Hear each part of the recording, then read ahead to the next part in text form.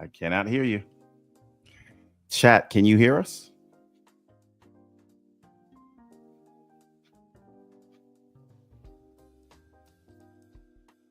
Okay, you are muted.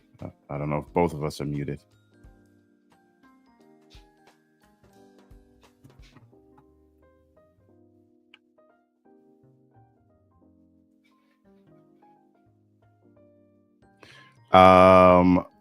Can you guys? Oh, you guys hear me? This means I'm in control. All right.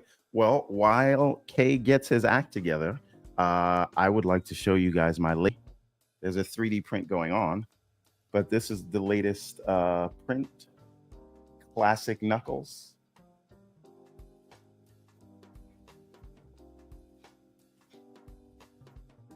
All right, we got the classic Knuckles going on. Right. And then this print didn't come out so well. It is Sonic Adventure 2 Sonic. Had a little issues gluing it all together, but we are gonna correct that. Uh-oh, they say I'm choppy. How's my audio now?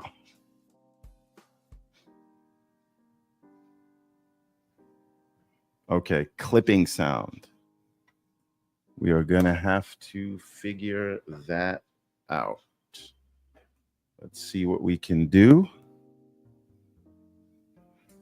I don't know what is going on with Mr. K. Asante. All right, sounds good to Lucius Augustus. Now, this is something we are working on currently. We don't have the colors. We don't have it separated yet, but you may know this guy. This is Ariel from Ariel's Adventure, or Everborn Ariel's Adventure. We've got, this is going to have like separate swords. Working on the 3D model here. We've got to make his clothes a little bit more baggy, so he's a little bit more comic accurate. But we're going to break out the colors, and then we're going to do something that is articulated. So this is a project that is currently in the works. And behind me, I'm printing a classic Chunky Sonic. Now, if you know Chunky Sonic from Sonic Generations or the original 2D games, you'll know what I mean. So that is something that's probably going to take the rest of today to complete. But I'm having a good time. Having a good time with the old 3D printing scene. Also, I think Kay just left us high and dry here. So we'll talk about what I'm playing this week, which is 2 games that I picked up. Now, one is called The Last Faith. Is he back? Can we hear him? Y'all can hear me now, can't you? We can hear you now. You're a little bit low, but we can hear you. A little low. Okay, a little low. I'll turn that up. These son. Okay, now I'll be quiet. Anyway, please continue regaling us with the games you've been playing. Yes, because Lord help us. Go ahead. Yes. We are currently playing 3 games this week. I got a little bit of time because to play the Switch 2 this week, which was Metroid Dread, which I talk about your Switch 2. Yes, I want to hear your Switch 2 conversation. I'm 4 years late on Metroid Dread. I don't apologize, but I like Metroid Dread a lot. It is it's the production value is really high. I would say the production value is kind of like not quite, but kind of up there with Lost Crown, if you're familiar with that. It's a Metroid game through and through. Now there's a mechanic in the game loop that I don't know how to feel about. And you warned me about this, but like basically you're traversing this ship or whatever you're on, and there are these like security droids that you cannot overpower unless you have like a supercharged cannon, and you have to find it and then you can kill them, and then you can more freely roam that area instead of skulking around, right? It's fun the first few times you do it, but then it kind of becomes annoying because I don't know that I like the way the map is set up in this game. I always feel like I'm lost, and being lost and then having to run around scared is not a great feeling sometimes. So I found myself putting the game down from time to time, just like frustrated, like, all right, I don't know where the hell to go. And now I got to run from this thing. So I don't have time to think about where I'm supposed to go. But other than that, I really love the way they brought like a proper 2D Metroid back. So still a fan of the game, just can become a little annoying sometimes. So now the other game is a game that was recommended to me in the Discord by Discord regular Major, The Last Faith. Now, as you know, I'm an unabashed Blasphemous and Blasphemous 2 fan. This game is unabashedly copying, like blatantly, we don't care who knows it, copying Blasphemous. I don't know if you can get this thing on the screen, but I mean the color palettes, The Last Faith. The color palettes, the item pickups, the tone, the voice acting. They just said, listen, we love Blasphemous and we're going to make our own version of it. It is crazy. It's not a bad game. I wouldn't call it the Temu Blasphemous because it's actually good, but it is like, look at this. If I told you that this was a screen from Blasphemous, what would you say? Wow, you wouldn't question it. It is a little blatant. It's a little blatant for sure. It's not a little blatant. It's a lot blatant. Yeah, like, for sure. Like, for sure, yeah. Look at the HUD. Look at the energy bars. Like just the way the attacks hit, the music, the cutscenes, everything. Like if somebody told you this was like Blasphemous 3, you wouldn't really question them. It's like they waited till the Blasphemous team was on the weekend and then they stole their engine and made a game real quick. This it's exactly the same thing. Insane. This is not inspired by. This is a blatant copy of. But again, well, at least of the art style, right? Of the art style and the elements. It's not the art style. It's not just the art style. Art style and elements, right? It's like all of it. It's all of it. It's like you took the original idea of Blasphemous, but a different person put a different story in. It's not the same faithy kind of story, is it? No, it kind of is. Oh, it kind of is. Okay. Yes. Well, then there's that. I think there's some vampire elements in this, but like yeah, because I'm seeing a little Castlevania vibes. Yes, yes. There's definitely Castlevania vibes, but like, you know, like corrupt church, faithless, you know, the like all of this, like medieval pain, all of it. It's like again, I like it, but it is disgustingly copy. So the thing is, right? It's $30. Yeah. No. I don't know. Like I paid $10 for Blasphemous 1 and 2. I don't think I like this game. And let's be clear, you paid a lot for Blasphemous because most people who have Blasphemous, well, not most people, but a lot of people have Blasphemous for free because they keep giving you Blasphemous between the what do you call it, the Amazon game drops and Epic. They keep giving you Blasphemous 1 and 2. So yes. Listen, Blasphemous 1 was actually like $2 and Blasphemous 2 was $8, right? But I'm only saying this to say, if you're gonna be like this inspired by, I don't think you have any business charging $30. That's kind of crazy. But again, I do like it. If you love Blasphemous, you will like this. Lucius Augustus says the video isn't a slideshow. What's changed? Don't talk to us, sir.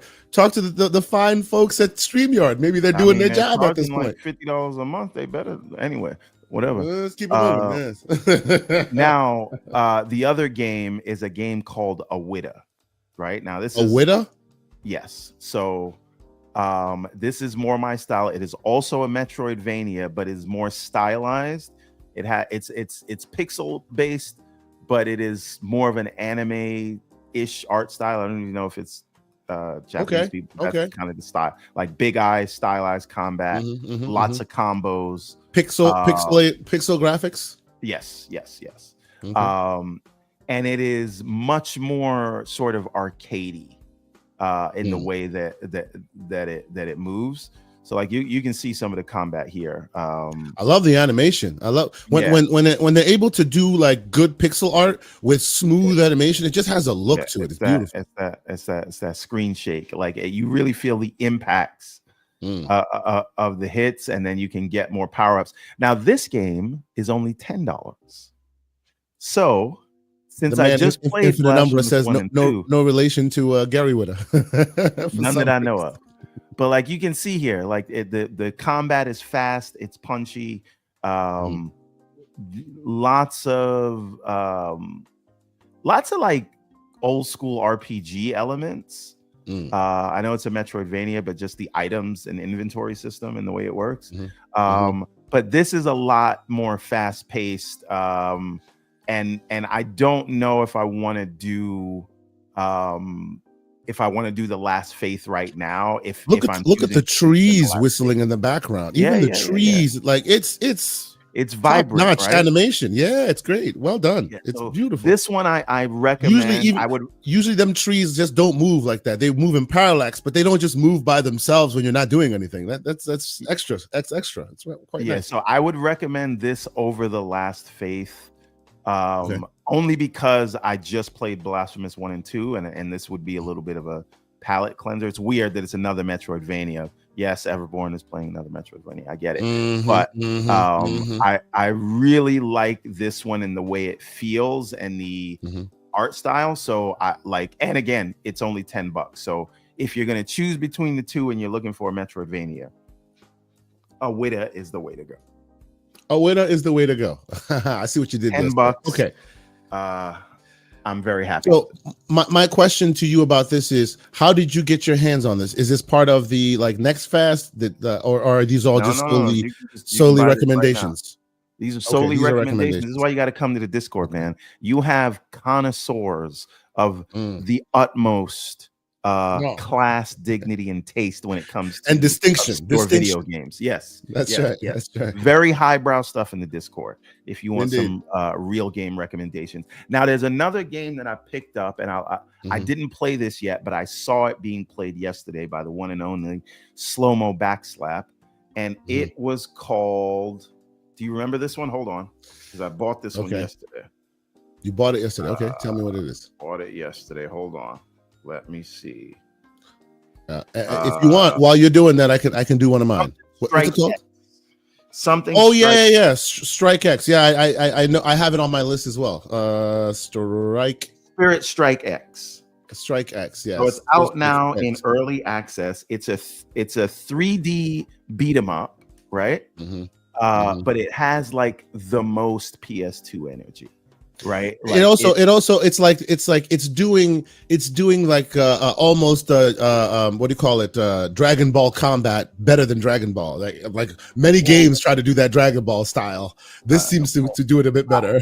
I wouldn't call it better than Dragon Ball, but I would call it. You can say Dragon it's like, doing. I don't know if you played Sparking Zero is what I'm saying. But, I did play Sparking Zero. I did. I don't know that they're doing better. No, I don't mean the bombast. I mean the being able to traverse great distances and be able to take on multiple combatants at once with that power, right? You know, like that has, whether both in the air or down, or this is more on the ground than in the air though, right? Like yes, but definitely. Still it does have that energy. But let's share that with the people. There you go, check it out. So go ahead, tell us what you like about it. In early access, combo system is super fun and only $10, believe it or not.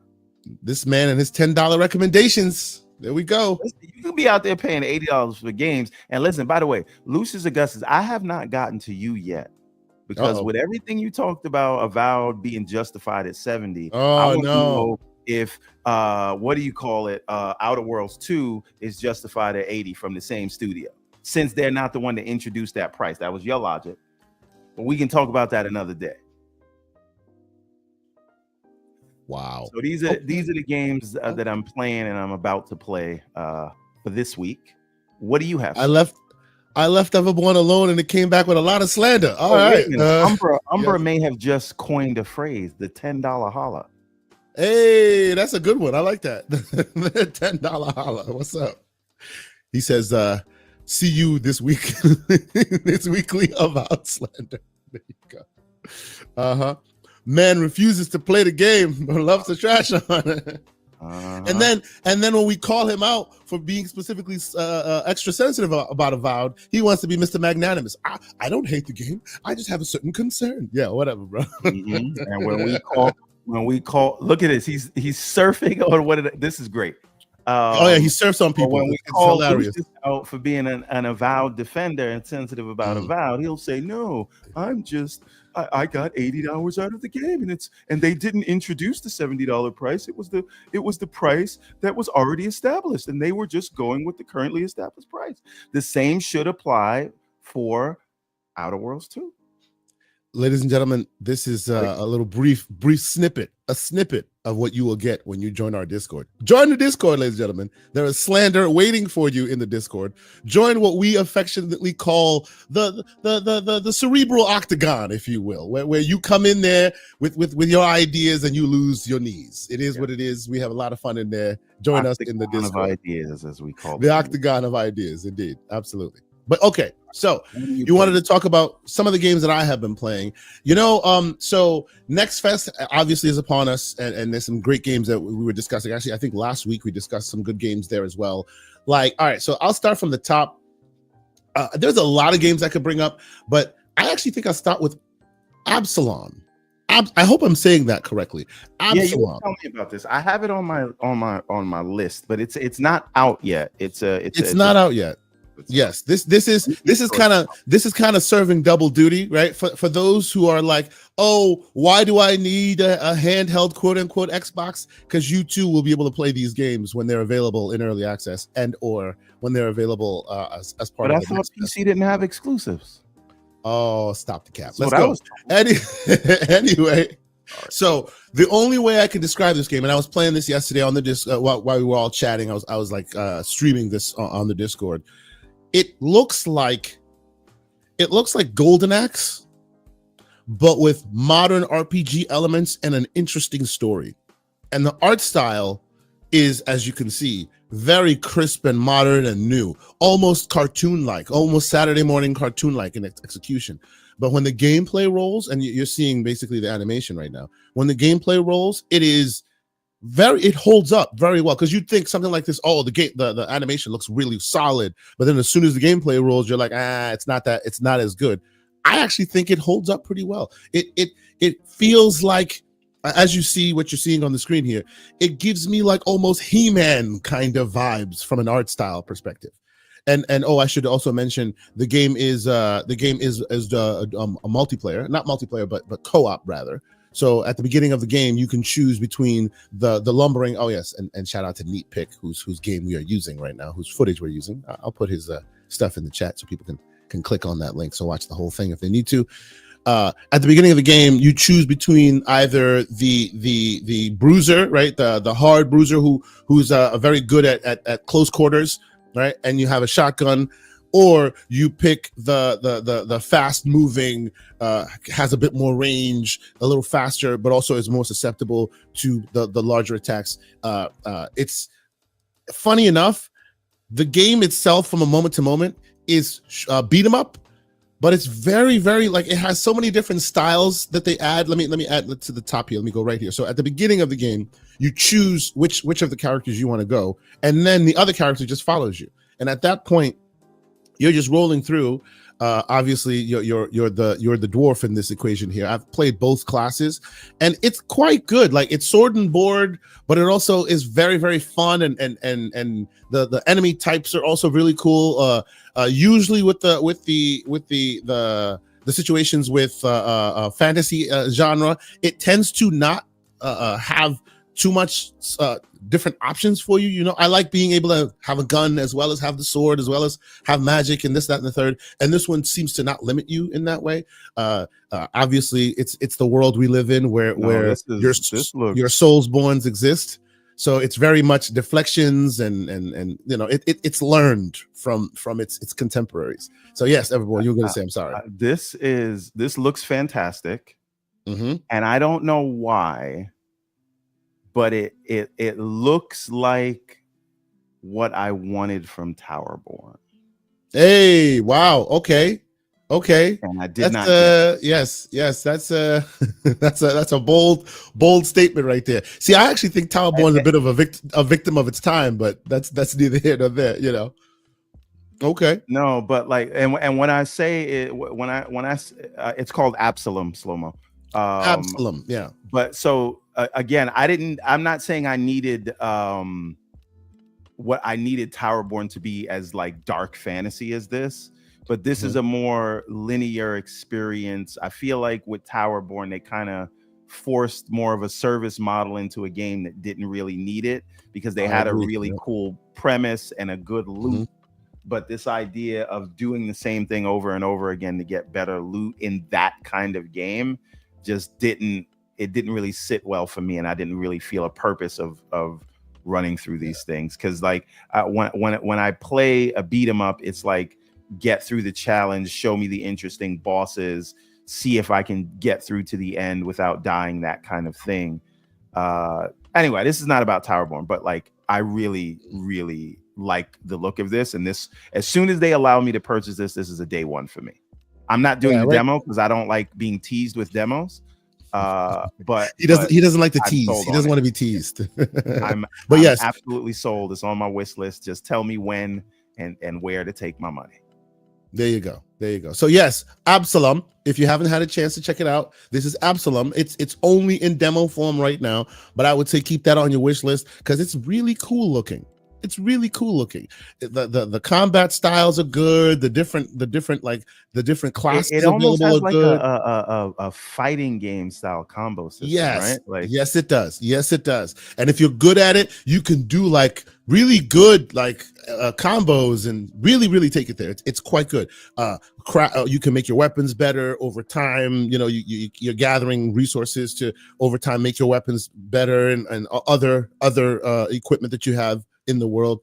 It's really good. It's like it's taken the lessons of what's around and infused it into this beat 'em up style, and that's kind of cool and unique. So keep it on your list. It's quite cool. So that's one of them. Let's see what else do I got on my list here. So that was Absalom.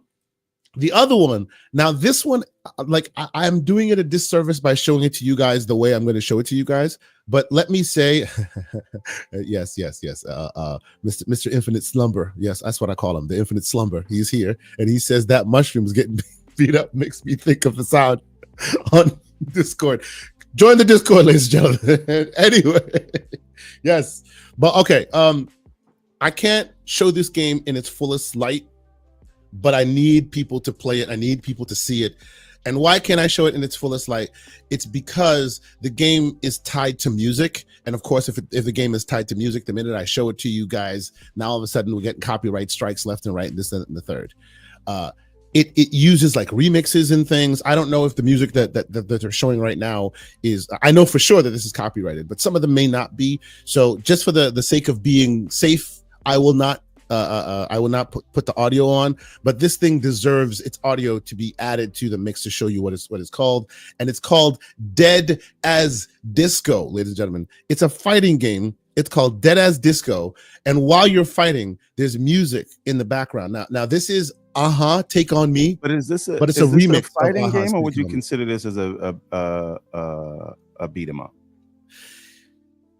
It could be. It could be it could be a fighting game, but you're right. It is a beat 'em up. Like if you were able to do this, if you're able to like have a second player, I have a feeling this would be more fighting game style because it has a long list of move sets. It's not just mashing, right? And it is move sets as well as Arkham combat. And it's all with, as you see, the swagger and the style, and the music is hitting. It's hip hop, it's disco, it's pop, it's everything. But it's very much using the music and style of, like, say, Disco Hero, DJ Hero, for example, right? The remix style of stuff, while like giving you this, to your point, like beat 'em up style and dripping with visual elements and whatnot. It's like very good. Like, so good. If you're a musician of any stripes, if you love any kind of music games, this thing is insanely good. I've actually played this more than you should because it's a demo, but I've played this thing like, at least I've beaten through it all the way through at least 6-7 times now. It is so special. Like, but it's for someone like me who loves music games, who's about that music games, right? Like, I love the style of it. I hear Umbra saying that the gameplay is back to being a slideshow. Unfortunately, that's how it is in the world of. So is it only Mhm. with 3D games that happens? And if you show a 2D game, or what? Like, I don't know, man. I think the way to solve this is OBS, but of course OBS then comes with its own issues. Yeah, see, Soil Tech is saying it's a 1 FPS at this point. Yes. So Dead as Disco. If I apologize that the visuals aren't showing it off as it should be shown off. Maybe one day we'll just suck it up and go back to Discord, go back to OBS rather, so you can see this thing in its fullest light. But yes, if you can, seek it out. It's called Dead as Disco. Excellent music, like Arkham combat, really like hitting combat, but almost like the protagonist is also kind of a little bit with a Bruce Lee style, like the style of combat that's used, the style of movesets used, very much harkening back to that. Perfect dodges, things like that give you like power-ups and make it even more smooth in the world. It's excellent, like really cool. So Dead as Disco, that's another one I've been playing. Yeah, if we go back to OBS, we can do the show through Discord. Just keep everything there. Yeah, maybe. But then, of course, everyone who joins us must also be a member of our Discord, or must be a member of Discord, which we shall see. That's a thing. Two more games. Discord. True. These days we just have to suck it up and just deal with it. It is what it is. Two more things I want to mention. One, real quick, because I haven't had too much time with it, but it's got so much style that I had to mention it. And this is a major recommendation that was on as part of Next Fest, and it's called M.I.N.S.K. M.I.N.S.K. And it's just all swagger and all style. This game is all style. Like, it's nuts. Very good, beautiful. I mean, when you stop moving, you see the particles in the world. When you stop moving, it's almost like those particles also stop moving. Go ahead. What engine is this? I have no idea. Honestly, I don't. I don't know if take a guess. I will not take a guess because the slumbering one will wake up and then start talking smack. But I'll leave that one alone. But yes, the idea in this game is that the world is polluted now, and you can't walk around like normally. So everyone's got like robots that they walk around and pilot into this world while they're investigating, gathering resources and the like. I haven't spent too much time in the world just yet, but look at that. When the character stops, it's like the world stops, and you can see all the particles stop. And then when you move, it moves as well. It is, it's so beautiful looking. It is called M.I.N., and I say it's in that way because there are periods in between each word, each letter rather. It's M.I.N.S.K. And keep that on your list. Yes. The slumbering one has awoken. He said that is Unreal Engine 5, by the way. So there you go. Look at that. Really, I mean, visually, it is chef's kiss. Masterful. It's really cool. So if you have a chance to, when it comes out, keep that on your list. It looks excellent. So I haven't had too much time with that one, so I just wanted to mention it. But the one that I want to talk about, and this, I have to talk about this with the least spoilers possible. But I have about, I'd say about 20 hours in it so far, and that is a game called The Alters. Everborn Saga, you were going to say? I actually forgot to mention The Alters. I did try that this week, but just before you get into that, and not to get into sausages, how the sausage is made or whatever, but Slow-Mo points out we could actually still use OBS for the cameras, but StreamYard for the cameras, but have OBS manage the other thing. So you could give someone, like, basically you could do an offline video, I guess. Give someone a link, do it, and then handle your stream through OBS. Truth be told though, if we get rid of StreamYard, we get rid of StreamYard completely, because you know that price point. Get out of here with all of that. Get out of here with all of that. All right. Tell us about The Alters. I started it. I thought it was going to be like a kind of, I know that it's a strategy, not strategy, like a survival game. I know that. I heard that before. But the way it starts makes you feel like it's going to be like an action-ish game. It's mama's first. It's mama's, or what do they call it? Baby's first survival game. Truth be told, some people said y'all have heard me about in RPGs, but we're not talking about that right now. Y'all have heard me say this before, and I think this is also apt for this as well. When the whole conversation about South of Midnight happened, I said South of Midnight's gameplay and its world was a delivery vehicle for this compelling story. I think that the Alters world, it is beautiful, it is well realized, it is just a vehicle, and even the gameplay of the crafting systems and the survival systems, it's all just a vehicle to explore this like hard science fiction premise, and it is like really taking it to I thought you were going to say what you said before in the Discord, but we'll leave that to the Discord. Join the Discord, ladies and gentlemen. We're gonna keep that one moving. All right. Anyway, so you start the game.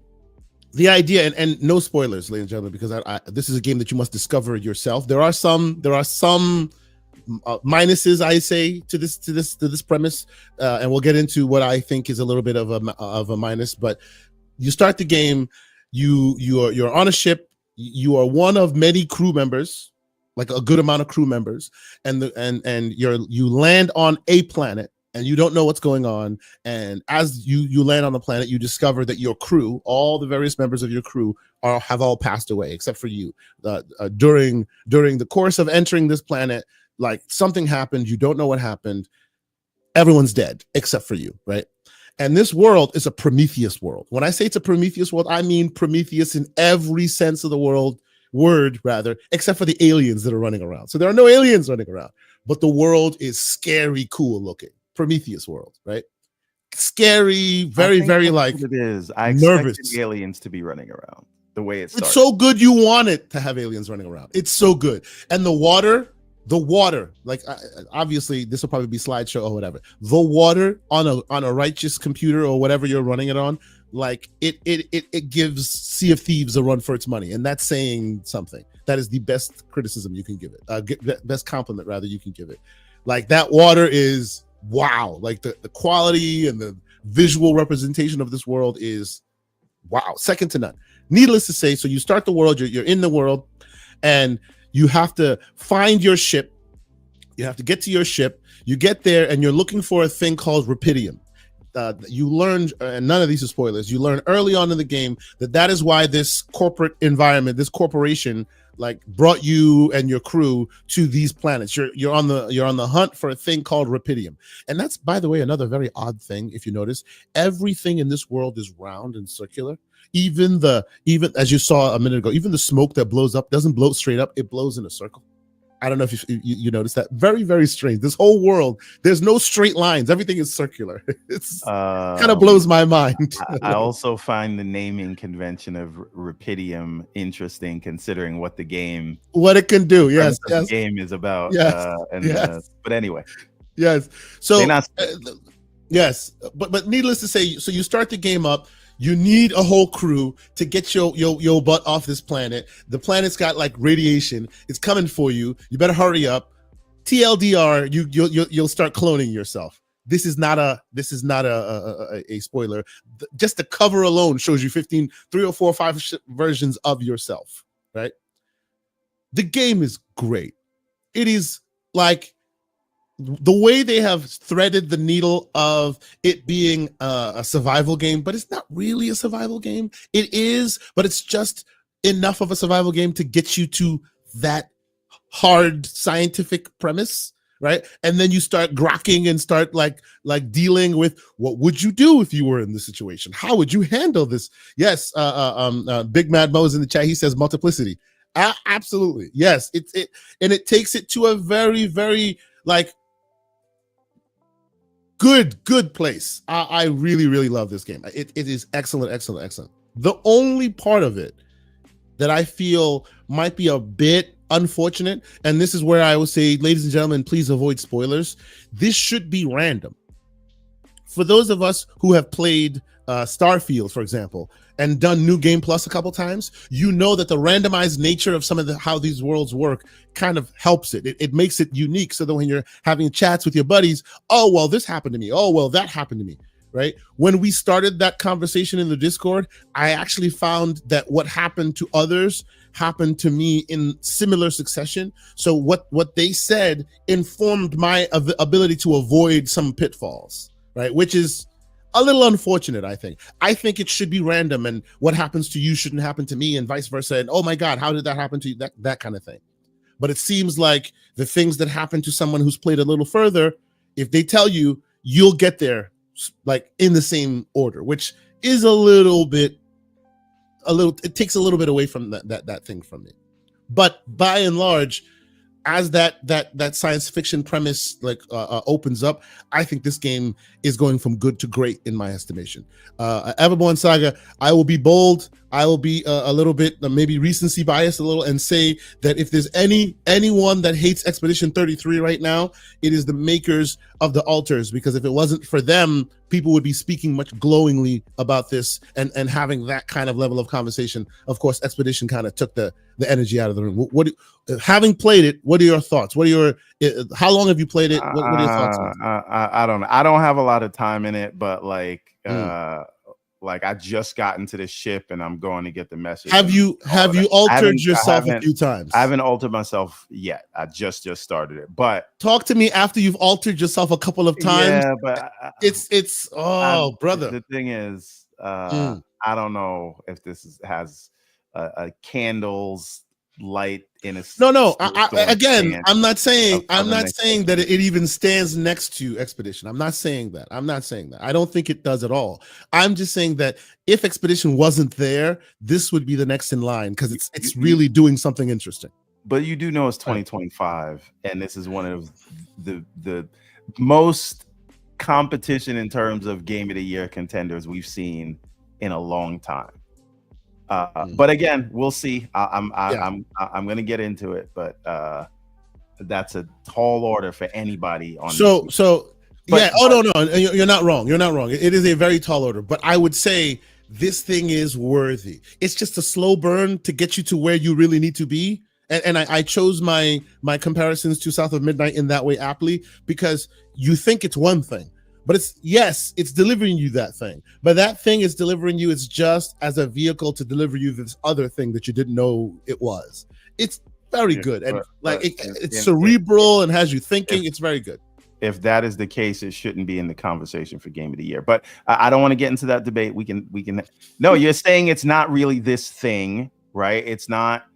It's really I'm trying not to be spoilery. But I'm telling you that what it is very worthy. But continue. Okay, yes. That's fine. And what I'm saying is, if you're saying it's a delivery mechanism for a story, then to my mind, I wouldn't even say that. I wouldn't even say that. I didn't say a story. You called it a survival game light, which means it's not pushing the boundaries of survival game. Right? No, it's not. It's actually more approachable of a survival game than any others. And I for me anyway, that's a plus, not a minus. Anyway, I don't want to get into this debate because I don't have enough time into it. I got into the Avowed debate because I have 20 hours in that game, Lucius. But here I will reserve. Stop the shadow boxing, sir. Stop the shadow boxing. I'm not shadow boxing. I'm person boxing. Is he here? Lucius is right is here. He here? He so is not in the. All right, we'll come to it later. Join the Discord, ladies and gentlemen. Join the Discord. Now, let's get into the meat and potatoes of how people are here. We said we were going to get better about doing that, and we are 45 minutes in. So I think yes. Let's get to it. Let's get to it. Yes. I was gonna say it's time to eat the steak, but that's not. We don't want. Okay, forget it. Big pause. Anyway, yes.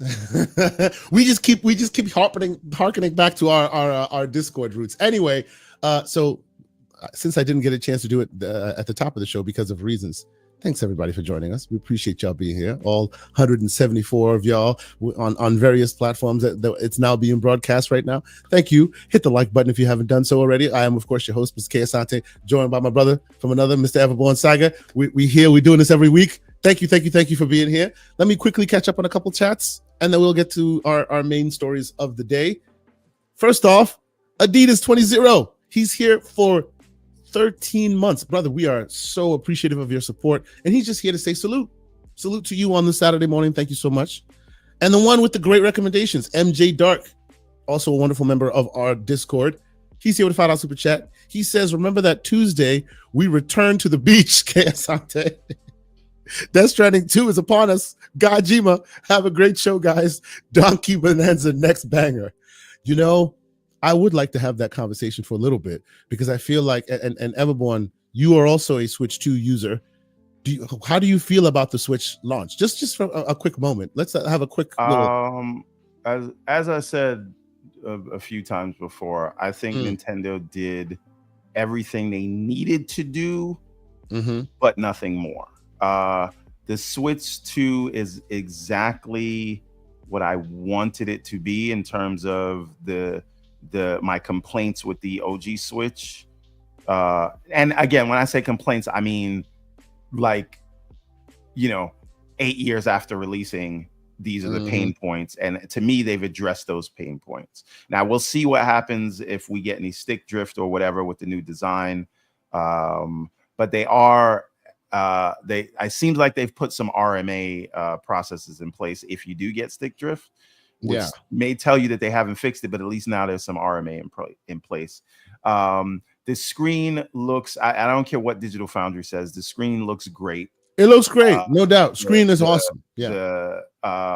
It's a little bit ergonomically challenged, but it feels premium in the hand. And launch-wise, that is Mr. Everborn-Saga saying that ergonomically it is the equivalence of a piece of wood, ladies and gentlemen. It's a piece of wood. It's flat, but it still feels premium, right? It does, yes. It's just, look, when you get an iPhone, there's this whole thing that The Verge started calling it feels like a piece of jewelry, which is hilarious. But it feels like a premium device. It also is many times too big for the hand and will slip out of your hand, and it is not as practical as it should be. Ergonomically, it's not this. You know what I'm saying?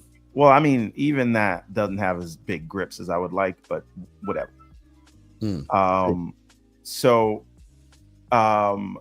But launch-wise, I think they did what they needed to do. They launched with a huge game, which is Mario Kart. That's the problem I have. That is where my issue lies. I feel like I want to play more games, and all I have is Mario Kart, and I really want. I need the Donkey Kong game. I need it like yesterday. You know? Yeah, but this is the thing, right? Mario Kart 9 is a huge game by all accounts. True. 65 million sold for the previous one. Yes, and again, attach rate wise, it shows that people are buying more. It will be like that's a game that's going to be talked about 8 years after it releases. No doubt. I think it is a winning strategy to say we're going to give you one big game a month because we want to give you time to play these things, right? So if it's Mario Kart 9 in June, Donkey Kong Bonanza in July, and maybe what it looks like Metroid Prime 4, You're not wrong, Pixel. The hammer has spoken. I'm just saying. But Metroid Prime 4 Mhm. in potentially August, because of those billboard leaks that we saw, right? A big game a month to kind of get this like rolling thunder of a launch. I think it's a very good strategy, and it does show how important they believe they treat their first party games, which is, this is not just disposable content for people to graze, right? Remember when albums used to come out and you used to have to sit with it, and this is the album you are listening to this month, right? This month, And it's the album of the month. Right. Now it's like, all right, there's a new single every 3 minutes, right? And you don't really get time to sit with stuff. So Nintendo doing a game, a big game per month, I think is a powerful play, and it seems to be working, like sales. I just wish, I think personally, selfishly, I'm happy I with just wish that they had released 2 first-party games with it. Let the third parties tell the tale as they are, but like both Mario Kart and the Donkey Kong at the same time, day one, would have been good for. Then let CDPR continue to tell the tale. Let the rest. But like from their first party aspect, I really love Mario Kart World. I've been playing the heck out of it, but I want more. I want more, something that really like accentuates that hardware. And so far, I don't have that. You know what it is for me? There's a lot of games that I missed or started but didn't finish on the OG Switch, just because. Okay. So it's just filling the gap for you. Yeah. Right. Like as an example, like Metroid Dread might as well be a launch title for me because I never played it, right? And then playing them now with the updated specs feels also so different. A bonus. So it does give me use of it. I'm happy with the device for now. So some of us may not feel the same way, because some of us happened to finish Metroid Dread on something called the LIX. So both timing and performance is not a factor for me. I'm just saying. The police will be at your door in 5. Yeah, they could be at my door. Nintendo, I own a copy of that game. Don't come for me unless I send for you. Whatever. You think Nintendo people damn? They don't. Hopefully the community will help me. Will help me when the ninjas come for me. I'm gonna need some financial. And by the way, I say this as someone who I respect Mario Kart. I don't care for it. It's not my thing. I have it because I got it like with the. I would never pay $80 for that game, but I got the bundle. I added it to my account. Haven't launched it. I think I launched it for like not even 10 minutes. That's insane, bro. I already have all the the trophies for both 50cc and 100 for all of them. Now I'm working on the 150. Okay, so we'll see. He didn't even know what that means. Damn. Okay. Real quick, the great Luke Law, Xbox expansion pass. Always great to see you. I saw him again this year at the June showcase. Thank you so much for being there, sir. Always great to see you and connect with you. I still owe you some images from that time. He says, proud to support great creators. Thank you so much for being here. Proud to support you as well, sir. Thank you so much. Always so kind every time I see him, and wonderful member of the community. Another wonderful member, Soil Tech, who's been a member for 12 months. He says Nintendo Switch 2 is GOAT. Please like and subscribe. Thank you so much. Thank you, Soil Tech. Now, Soil Tech is our resident powerhouse in our Discord. If you mess with him, you'll get the horns. And those who know, because Soil Tech is quite prolific in our Discord. Thank you so much for continuing to be with us and supporting us. All right, so about this whole Switch 2 thing, right? I'll put it to bed. I'll just say, like, as you know, I'm about them handhelds. I got one here. I got another one here. I got 3 here, actually. Right? I just want more to play. That's all I want. I want more to play. Anyway. Okay. I think you may have a problem, sir. You have enough. You're not even finishing these games. You don't need more to play. Sit your behind down. No, sir. Don't. Have you finished Expedition? Yes, you did. Have you finished Doom: The Dark Ages? Before you. Doom: The Dark Ages? Have you even started it? Of course, I started Doom: The Dark Ages. I'm on chapter 4. Yeah. That is because don't come for me about video games. Grazing on these big popcorn trendy games. I am in the Discord getting the top level recommendation from the connoisseurs of these indie games. But you can go back to your playing your big name stuff. That's fine. So let's get back to the conversation at hand. Before we start this thing proper, I just got to put this out here. I don't know who put this together. I don't know who made this, but whoever did, shout out to you. I'm just gonna leave that there real quick. That's beautiful. That's beautiful. Anyway, let us move forward. The first story I want to talk about is this. Have you seen this? First images of the purported Quest 3 Xbox have leaked online. But that's not the image. Let's be clear. Right? No. This is not the image of it. This is just a Quest 3 that they've darkened and put an Xbox logo on top. This is the actual image of it right here. Oh, now we're going to the YouTube, the X's. This is the image of it right here. Right. So there it is. That's what it's going to look like.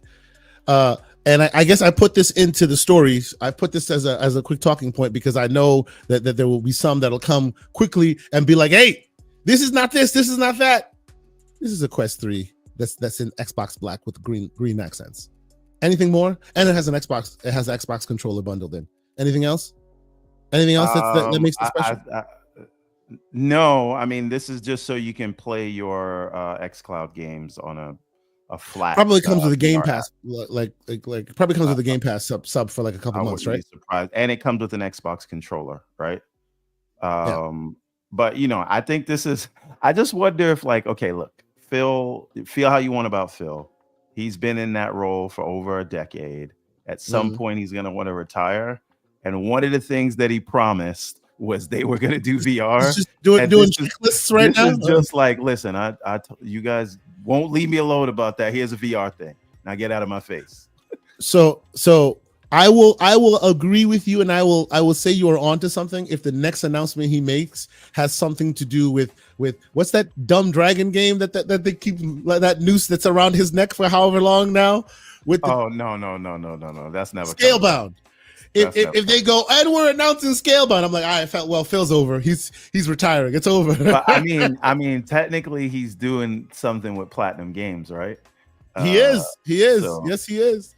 So Scalebound incoming, maybe. You know what I'm saying? If Scalebound comes in, sans Kamiya. That's right. So if we quickly hear, and Scalebound is upon us, then I think Everborn Saga is onto something, and we're just at that point where it's just like, forget about it. Forget about it. And then before he retires, he gets Game Pass on PlayStation, so he can live up to the where Game Pass exists. Promise. There you go. So anybody buying this? Anybody interested in this? I know you're not. I mean, I have a Quest 3 and a 3S, and I have many Xbox controllers, so there's zero reason for me to want this. But I could see someone who is interested separately in VR just getting this one if they want to get that. But like, if you already have one of these, this is pointless. Right? It's not really necessary. It's like you get a free controller and cool black accents. Right, for everybody else has a white headset. You get a cool black one with red with the green accents on it. Oh, and of course, because he does this, and we appreciate him. Dr. Dry Rub is in the chat. He's dropping codes left and right. I see the Dark Pictures Anthology. I see Warhammer. Yo, I see Dragon's Dogma.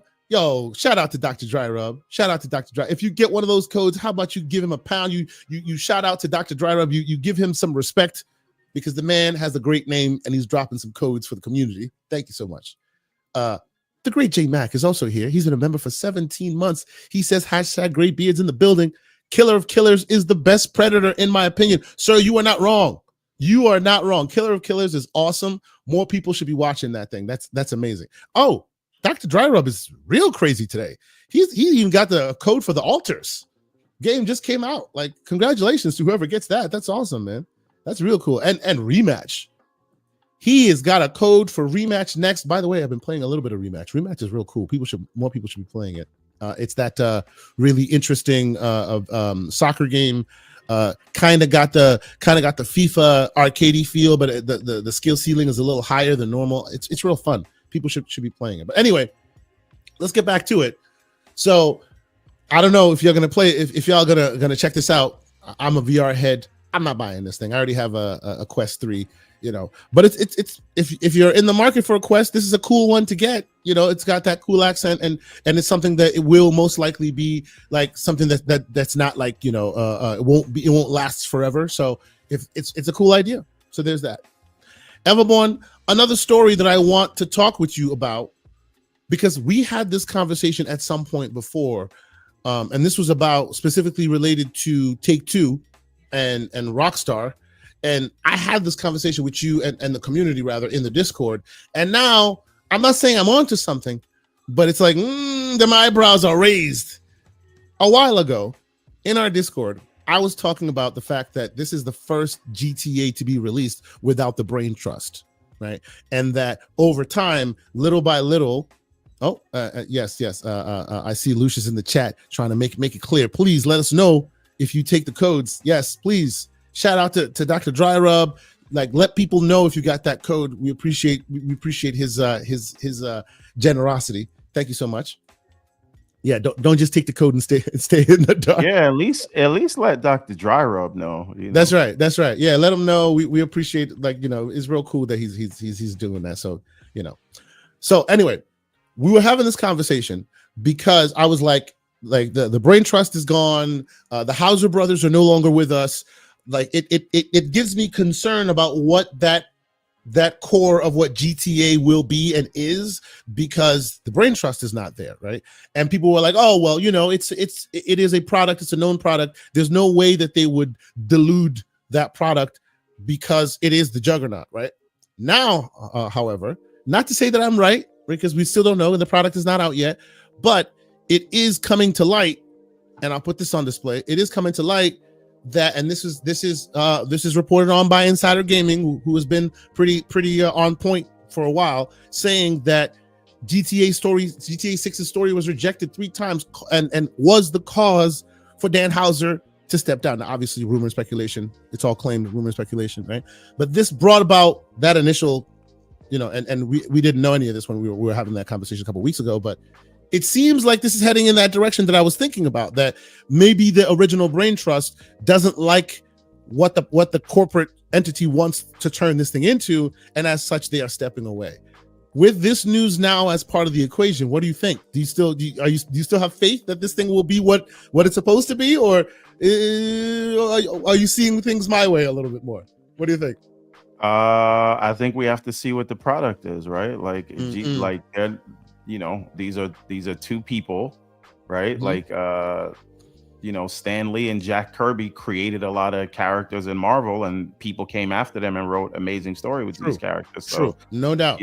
Let's see what the product is before we just say that these guys are the gods of writing, right? Sure. But let's be absolutely clear, right? The reason why this was brought up in the first place is one of the brothers is the main technologist, brings about the technology, brings about the gaming creation development process. The other is the main brain trust for storytelling, right? And the technologist left first, and then later after Red Dead 2, if I'm not mistaken, the writer also left. So now both of them who created the studio, who founded the studio, are no longer there. And my initial thought and fear on that was, when you become a powerhouse, right? When your product becomes that big thing, the Call of Duty, if you will, the one that everybody wants, then they start shaving everything else away, and they also start micromanaging what they think this thing should continue to be, to make sure that the money does not dry up. And that brought me fear, because that tells me that they're not going to let the spirit of what this was continue to be, for fear of losing money. My eyebrows are a little raised with this one. Again, to your point, it's definitely not like a end all be all 100%. This is going to be a crap or whatever. Absolutely not. But it's a little bit suspect. I'm just like, hey, this is notable. Just notable. I'm not there yet. You're not there yet. Okay. But again, we're putting a pin in this. Someone who doesn't care. Who doesn't care about GTA. I understand. Yes, but and this is not necessarily even about GTA as an entity itself. It's just making note of the idea that when something becomes really, really successful and really, really becomes the main driver of business for a company, then all of a sudden it's out of the hands of the creatives, and it could go off the rails, because now what got us there is no longer good enough. and it's looking like this might be some of that, right? Same thing with Call of Duty and all these others, right? If you look in the past, you'll see a lot of really great games that were part of IP portfolios. When they hit huge major numbers, now all of a sudden, what they did to get them there, it's no longer good enough, right? And that's what I'm pointing out here. I hope it's not the case. I hope it still ultimately is what we want it to be, but it's just one of those things that makes me raise an eyebrow and go, like we shall see where this goes. Anyway, so let's move on to the next story. Now, this one's a little interesting. I heard you talk about this, Everbone, if you're still there. I heard you talk about this on our Discord, and I because you spoke eloquently about it. By the way, I wanted of the next print. Oh wow! So this is gonna go with our Knuckles. This is classic chunky Sonic. So we're just starting it. We'll see how far we get by the end of the show. See, what you should do is when you build your Ariel from Ariel's Adventure, you should make his head and his proportions all the same, so you could take his wig off and put the Sonic wig on if you want to. So right. That's how it should work. You see what I'm saying? Relax. You need to relax. You see, now we're heading into the intermediate pool. But yes, you spoke pretty eloquently about this, and I want you to kind of educate us and me, frankly, because I haven't really been paying too close attention, because this to me was just like, again, that GTA meme. Oh damn, here we go again. And what am I talking about? It looks like WB is once again on the chopping block and might be up for sale, and it looks like Sony might be interested. What do you think, sir? I know you were thinking that this might not be the gaming arm. Like, how far has this gone? Yeah. So okay, there's a few things to this. We know that WB has been on a roller coaster of changing owners, right? They were owned by I think it was AOL for a time, or Time Warner. Yeah, it was like AOL, and then they got picked up by AT&T, and then that didn't work after AT&T bought them for like $80 billion. And then AT&T, bought them at a time where they thought net neutrality was going in their favor, and they thought they could own the pipes and the content. And then they realized they didn't want to be in that business. And so Discovery comes around, run by David Zaslav, who is famous for, and this is not a joke, introducing the world to Honey Boo Boo. Yes. Yep. And totally reality networks. Yes. Totally like ruining HBO in the process. Changing it from a powerhouse brand to the crap on people's shoe in the process. Well, I wouldn't say that, because they've still managed to release quality content throughout all this. But they what's it called? They rebranded from HBO Max, which everyone knew, back to Max, and now back to HBO Max, which is, and we were all like, told them, what are you doing? Was a dumb idea. Yeah. But they did it anyway. And we're gonna do it anyway. Exactly. Oh, sorry, I had to do it. Right. And so now it seems that, and they when Discovery got them, they got them with a bunch of debt, right? So now they've broken up, not broken up, but like separated a separate piece of the company that includes the movie studios and things like HBO. But as I understand it, the linear broadcast stuff, like the cable TV stuff, reality stuff, the games business is staying there, and the other business is the movie lot and the and HBO and streaming and those things. And so what I understand is Sony is looking at the the streaming side of things and not the linear TV side of it. And the reason we're separating those two things is the one side has all the debt and the old school linear stuff, and I believe, and someone can correct me if I'm wrong, I believe that the linear TV side still holds the WB Games piece of it.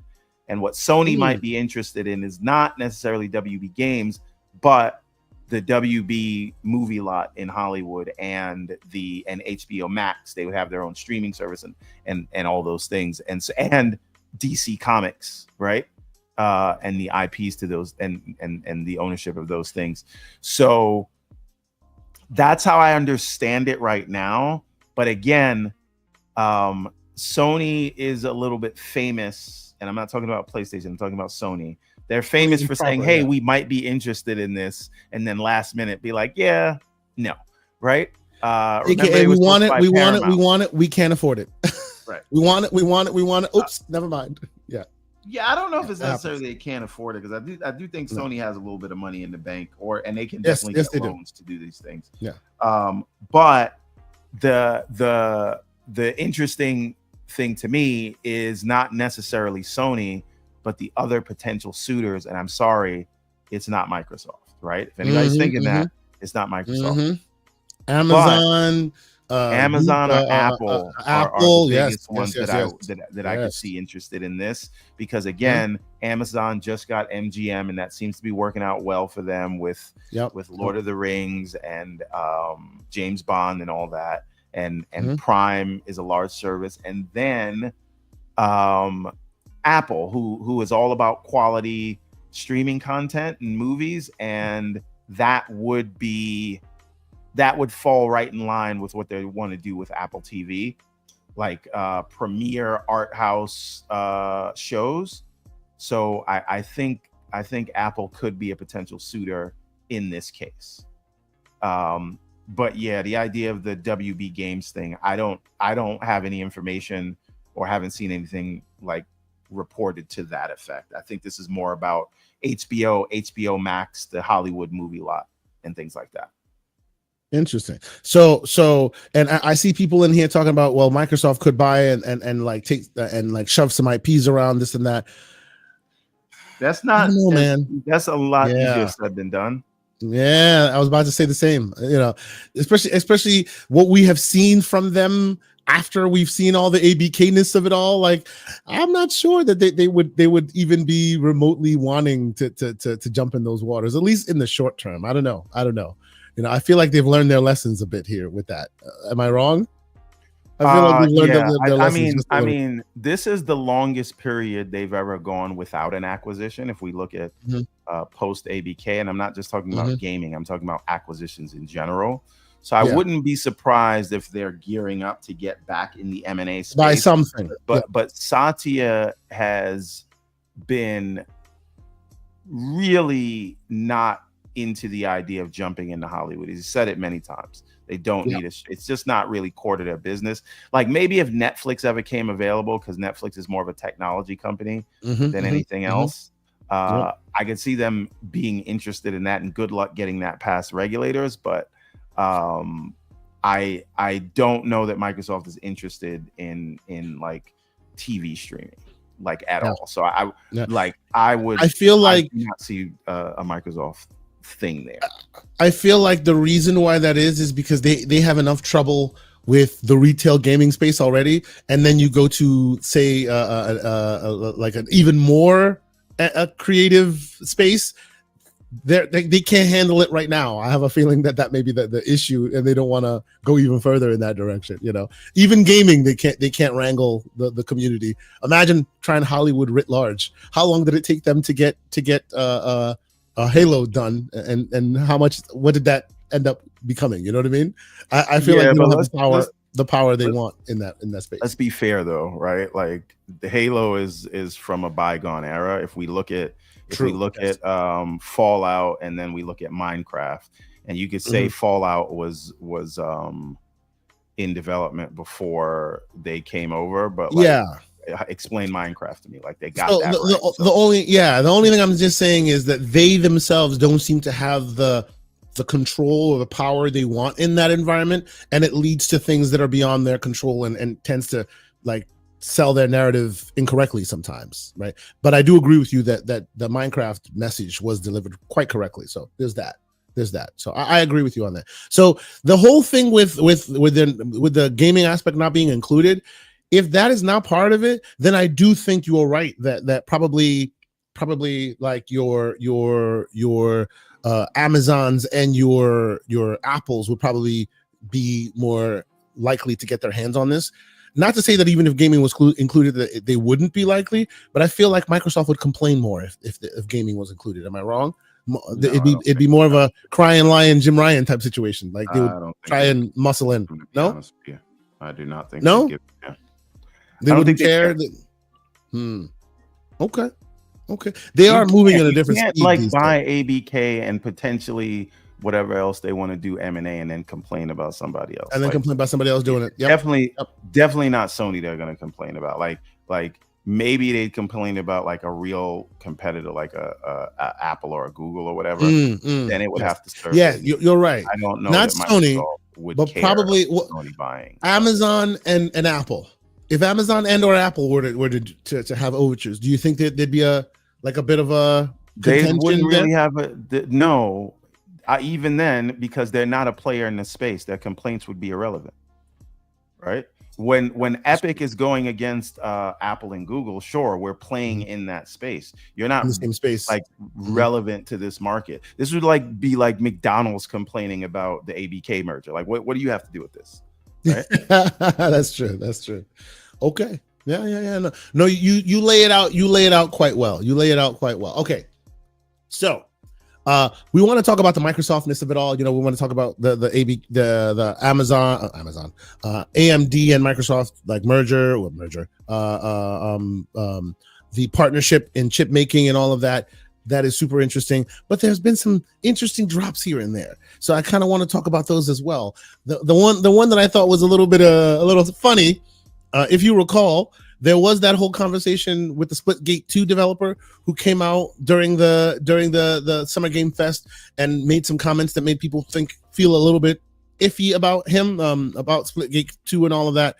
It looks now that after Splitgate 2 has made the splash, they're still laying off a group of quote unquote small valued staff. Am I wrong, or didn't Splitgate 2 actually do well? Solomo Backslap, if you're still in the chat, please let us know. I know you're a big fan of Splitgate. I think he's been playing part 2 as well. I wonder what happened here. I thought that they themselves were pretty good as far as like attention and the AAA almost black hole game kind of situation. But now it looks like it may not be so good. Are you aware of this game and the situation? I am gonna file this under long hair, don't care. I've never played Splitgate. It looks like Portal meets Halo. I guess that's great, but this is many things that I don't care about. So whatever happens to these guys happens to these guys. So yes, but I just think it's interesting because this man wanted to take a piece out of the other games, and now it looks like either it is his studio, I suspect. Now they are making some hard decisions there. Anyone in the chat, if you're playing Splitgate, tell us how you feel about it. It is made by some devs that were originally part of the Halo team, so I hear that the combat systems are the moment-to-moment combat's very good. So almost Halo-like in its moment-to-moment like combat execution. So that's what puts Splitgate on some people's radars. But okay, we'll move swiftly along. How about this other quick one? The fact that Rematch has hit 1 million concurrent unique players in 24 hours. Does that hit your iCare radar or not? Okay. He's not even getting off of mute on that one. Damn. All right. Oh, no. I'm sorry. This falls into another thing that I don't care about, which is sports and football, which is properly called around the world. But as us American troglodytes call it, soccer, do not care in the slightest. How about if I put it in this light? This is another game this year that people are considering really great and there are millions of a million users quickly and all this. Another Game Pass drop day one. Is this also in PlayStation Plus? I'm not aware. Folks in the chat, please let me know. I know that FC, the control based PvE game was on Game Pass and PlayStation Plus day one. I'm not sure if this one was as well. I'm not sure. I know for sure that it is in Game Pass day one. I'm not sure if it's in PlayStation Plus as well. Chat, please, if you know that, then please let us know. But I am pretty sure this is more on Game Pass side than anywhere else. Mr. Infinite Umbra in the chat says no, he has not seen it on PlayStation Plus. So again, I bring this up. I know it's a sports game. Not everybody loves sports games. I will give this a shot. It's cool. I mean, what do you think of this idea? Right? Is this the year where people just go Game Pass is wild because every single banger is releasing in it? Like no. Another one. Listen, they are earning their subscription this year. And they're doing it in a way that from their first party to, because if you think about like how we used to define success for Game Pass, it was like, well, what's the first party? The first party is what's going to get them there. And they need to do at least a big release per quarter. And now you're getting a big release per month. Per a couple of weeks, man. Like it's just wild. And so whether it is from them, like this year, by the time we get to the end of the year, if you include Call of Duty and you include the other stuff, they will have done 12 releases this year. Right? We can name them all, and that's just on the first party side of things. Right? And now if you look at the games that they're getting in the service and is it just me or is everyone started botting a little bit? I hear everyone started botting just a tiny bit. Is it just me? Could be me. My connection may be bad. Everyone's please how do I sound? If you're not botting. Oh yeah. It says you're a little. What is it? Is it still that way? A little bit, just a little bit. But you're good now. You're good. Keep going. You're good. Yeah, you may want to turn off your camera. It may be some connection, whatever. I don't know. Okay, but keep talking. Yeah, go ahead. If you go ahead. If we're talking about things like Atomfall, Expedition 33, what was another big one in Game Pass this year? Not from first Oblivion. Oblivion, which is I guess first party. We did Expedition 33 already. Actually, you know what? Let me bring up the list here because that'll be much easier to determine. But yes, it's one crazy monster game after another. Another one that just came out, Blueprints, which in the indie space, many are calling Game of the Year. Yeah, still absolutely. Okay, so let's just start from the top this year, right? Let's start from the top. So well, we can't even start from the top because my list doesn't go that far back. I'll go Revenge of the Savage Planet. Not everybody played it. I loved that game. The first one was amazing. Second one's even better. Not too many people played that. Then that was all before Expedition 33. 33 Immortals, Doom the Dark Ages. Since then, Monster Train has been added. Since then, they finally unlocked Zao. So now Zao is on that service as well, because remember Zao was going to be on that service, right? Metaphor Refantasio is now on that service. Crypt Custodian, right. The next Tony Hawk 3 and 4, Warhammer, the Altars, obviously, FBC Firebreak, Lost in Random, the Altar. There's just the Altar. There's just so much stuff, and there's more and more and more. They're not even stopping. It's just nuts. It's just wild. But yes, so much going on. Yeah. So much going on.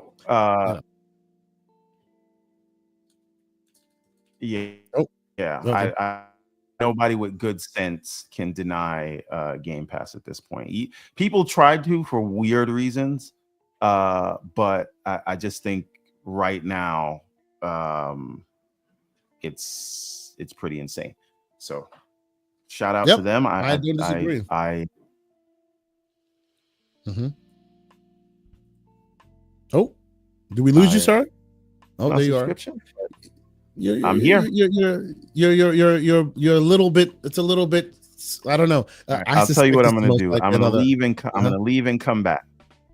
Okay. And while you do, I'll catch up on these 2 super chats and then we'll get back to it. Okay. So while Mr. Everborn Saga jumps out and jumps back in, hopefully we'll get the connection working much better. Oh, hey, I'm like on the screen now. Lord help us. All right. So Face BKNY with a $2 super chat. He says Sony has 28 billion cash on hand, which actually is not bad, man. It's actually not bad. That's a pretty good amount of cash that will help them purchase some interesting IPs and or studios. You know, that's not a small chunk of change. So, but the only thing I would say to that is it sounds like they have 23 billion on hand, and they do, but it's 23 billion on hand for the entire company, not just SIE. So I would expect that, you know, they would be a bit more advantageous and they'd be a bit more cautious in how they spend their $23 billion, the $28 billion. I'll take you at your word. You know, that is not a small chunk of change.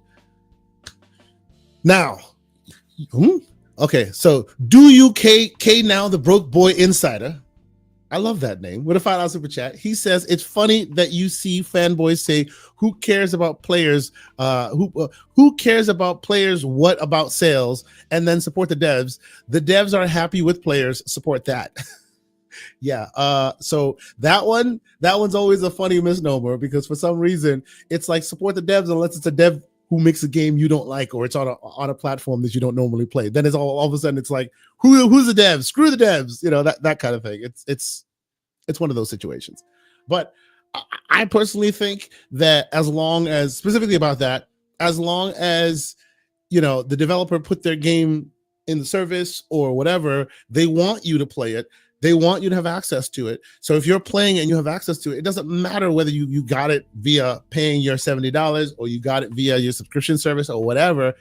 You have access to it. Now you can evangelize, or maybe you can buy DLC, or you can, you know, whatever, right? So the idea that you have to do it a certain way is always a little bit suspect to me when people try to force you into one method versus another. You know what I mean? It is what it is. Anyway. So before Mr. Everborn Saga returns, I would say, like, I want to hear your thoughts on that, right? Because these days, and he has returned. These days, there's so many bangers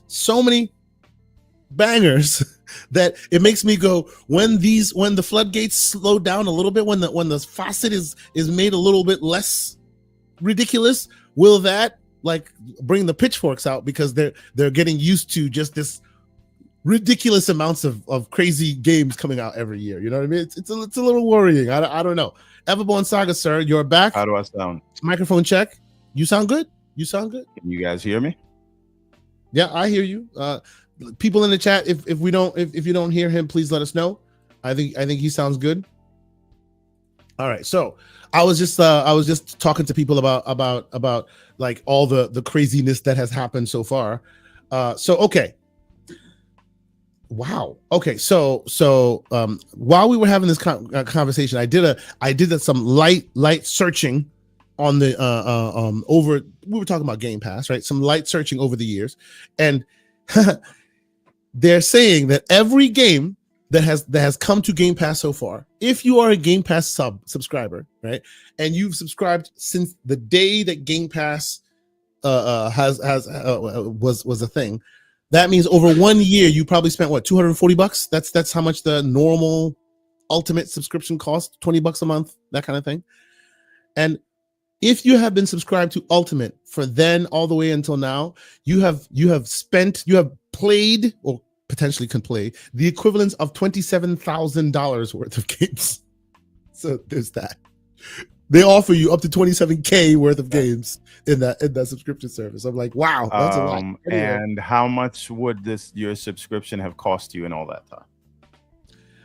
See, now you're asking me to do math. I'm not going to do math on the show right now. Maybe I will and add that in here. I'll add that in. Let's move on. The claim, sir. Hey, man, I just wanted to ask. I wanted to ask, and it gave me some interesting answers. But the reason why I wanted to have this conversation about what it offers you is because of course, and I saw that in the chat as well. Of course, when we talk about how great the value is, shortly after, you know this is about to happen, which is there are rumors that the price is about to be increased again. So, are we surprised? If and when this happens, I mean, will the pitchforks come out? We talked about this last week. Yep. And to that, I would say, make sure you're stacking whenever you see a sale. They allow you to stack up to 3 years, and that can insulate you from price hikes. But if they ever raise the price and it is no longer worth it, they're going to lose subscribers. So if they want to raise the price, they're going to have to keep this cadence up. And if, you know, that's going to be on them. So I would, once again, my Game Pass is stacked until April of 2028. So if they raise 2028 again, cool. 2028 April. 2028. Damn it! I wish I was that. I think I'm late 2027. I need to get a new update, a new card. I will stack again, hopefully around Black Friday time when the sales come around, because I usually, on average, pay about $10 a month for it. Yeah, I try to. I wait for that. No more than $25 per 3-month card. Right? When you get that, and then you stack multiples. So far, is it a thing that since they made that announcement, 3-month card? Okay, you'll take up to 30. Okay. Yeah, that's 10. After they made that announcement, yeah. Have you noticed that those cards are also fewer and far between? You can't find them easily. Could this be them priming the pump? The cards. Okay, now they say I sound far away. Let's see. Oh, how about now? Hey, that sounds much closer. I think. I think you sound decent. Yeah, absolutely. Let's quickly catch up on a couple super chats. The great J Mac, $5 super chat. He says the Game Pass avalanche is officially underway. It is clearly a content war opposed to a console war. # Great Beards in the building. I don't disagree with that sentiment, right? Like, you can play it anywhere, but where are you playing it? How much are you playing? The content wars have begun. The content wars have. I'll stop that. Forgive me. I'm sorry. The geeks know what I'm talking about. And the great VG Fight School is in the building. Salute to you, good sir. It was great having you on. Hopefully we can have you on again. He's here with a $5 super chat. He says Game Pass is better than Netflix. Gamers get multiple options, buy or rent. It raises the bar on what sub as a service should look like. Sir, I'm sure they're gonna come at you with pitchforks, but you can stand on your own. I'm sure you'll be all right. I agree with your sentiments. I do.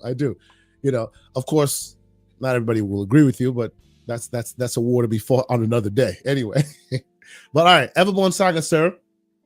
Besides all of that, I think we should talk about what we're here to talk about, which is, last week people were here talking about how you should have been here from jump. You needed to come get your flowers because we've been talking about this whole handheld thing for a long time, and now it's coming to fruition, or it's seeming to come closer and closer in the way we've been talking about. This week, luckily you're here from jump. We can really talk about it because obviously we heard the message from Sarah Bond and from Lisa Su that they are actually in a partnership to present Xbox next gen hardware.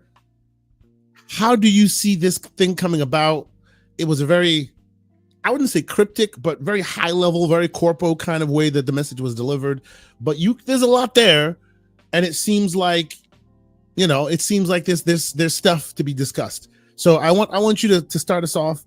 We've been having discussions about this in the Discord for some time now, but let the people know. What are your thoughts, sir?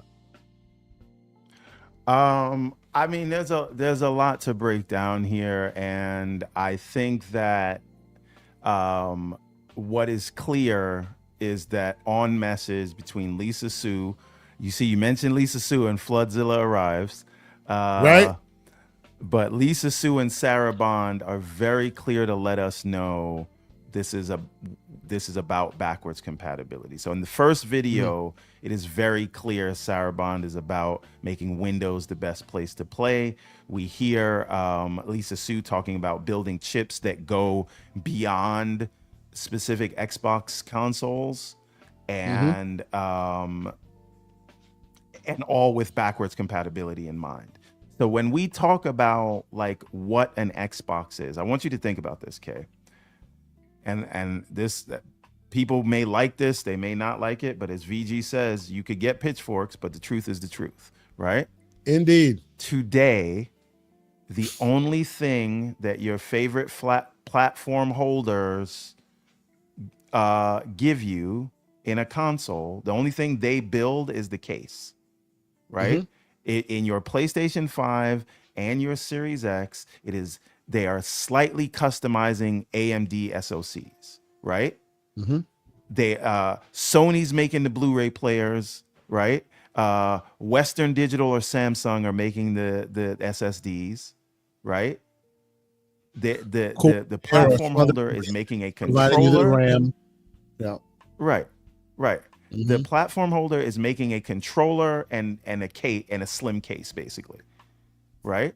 So when you hear Lisa Su come out and say we're working with Microsoft to design these chips, that is no different than what you have in your Series X today. It's no different from that situation, right? Mm-hmm. So what is going to make an Xbox, or what's going to turn your PC into an Xbox? It's going to be your user experience. It is going to be your backwards compatible library, right? Mm-hmm. And to me, what interests me about this is the potential. I'm not saying it's a slam dunk. We need to see this executed, right? Yep. If you are trepidatious about promises made and grandiose visions that didn't come into fruition from Microsoft, I'm right next to you as a Windows Phone refugee. But what I will say to you is that the potential is here to one, mainstream the handheld PC market, right? Mm-hmm.